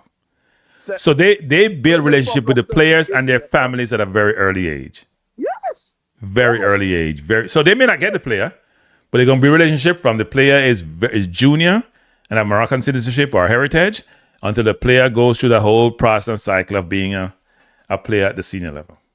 Once Morocco sees that they're in a good pro academy and they find out that they're Moroccan descent, they are starting to initiate. So then by the time they go to choose a U20 team or a U23 or senior team, Yep. they're not choosing people. They're not choosing from people who need to get their citizenship. No. They're choosing from our citizens. Yes, and that's why I say you should just naturalize people, whether or not they're at that level. And if they decide they want to play for you, then the process you just rubber stamp it. They change allegiance. And then where does that come down to, Kranky? The parents of the players. Well, that's true. But that's part. But what you do is put together a campaign, right? You have a campaign. We're telling people whether or not you're going to play football. You just naturalize. You try to convince the diaspora to naturalize. I have friends who have kids and they naturalize them. Just naturalize them. They're like they're Jamaicans. They have Jamaican citizenship. Don't care where they're born. They got Jamaican citizenship. Because, Kranky, I'll tell you this. Once they get citizenship, you can just put it underneath. It's easy to go to pull out the paperwork and get a passport in 4 days. Yep. But So if you're in the US and you have kids, you just get Jamaican citizenship. You may have to. They may need that at some point, and they may have to go back home. You have to leave the US. Or Kranky, let's educate the masses about where it's most useful. When you want to pass land, you want to go do certain things with inheritance or probate and all that. If you have the Jamaican documents, things go like this. It's simpler. Yeah. It's simpler. So to me, from a sheer practical purpose, if you want to pass along birthright land and different things, if your child, they don't need to have that, but if they have a citizenship, they can do all these things much simpler. Yep. No, it has some benefits. Depending on if you have, as you say, if you have access to Jamaica, it has some benefits. Plus, I think you should just do it because the right thing to do. It's not that I shouldn't say not expensive, but some people may be, but it's not like it's overly prohibitively expensive, so you can't do it. So yeah. Anyway. But the biggest issue is to also do it. Well, I don't know. It's not my case, but you do need the Jamaican parent involved. And when you're talking about Jamaicans dad not being there, then it gets complicated. Yep. True. So, all right, so thanks for the call, man. Appreciate it. That's up. So Chris Smith all the on teams overseas, and Chris says Morocco just recruits 7 new players. And what if they're gonna complain like Hayden did about new players coming to the team after they qualify for the World Cup? I can't believe Hayden of all people complaining. Anyway, people, good. Hayden has been good for Jamaica football. You only lost 1 game in Jamaica shirt. That's a good thing. For each of you who have been here tonight, please hit the like button before you go. We're gonna close the program down. I do appreciate you. It's been an interesting night, interesting discussion. If you like the show, hit the like button. Support the channel, both Balance View channel. I'm not taking any more call, people. I'm closing the program down. I apologize. Gotta go. Have to go, people. I apologize. Can't take any more calls. Sorry. Apologize, people. Gotta close down. But I'm gonna say good night. I have to go. Thank you for being here. Please support the program. Have a wonderful evening. Peace out.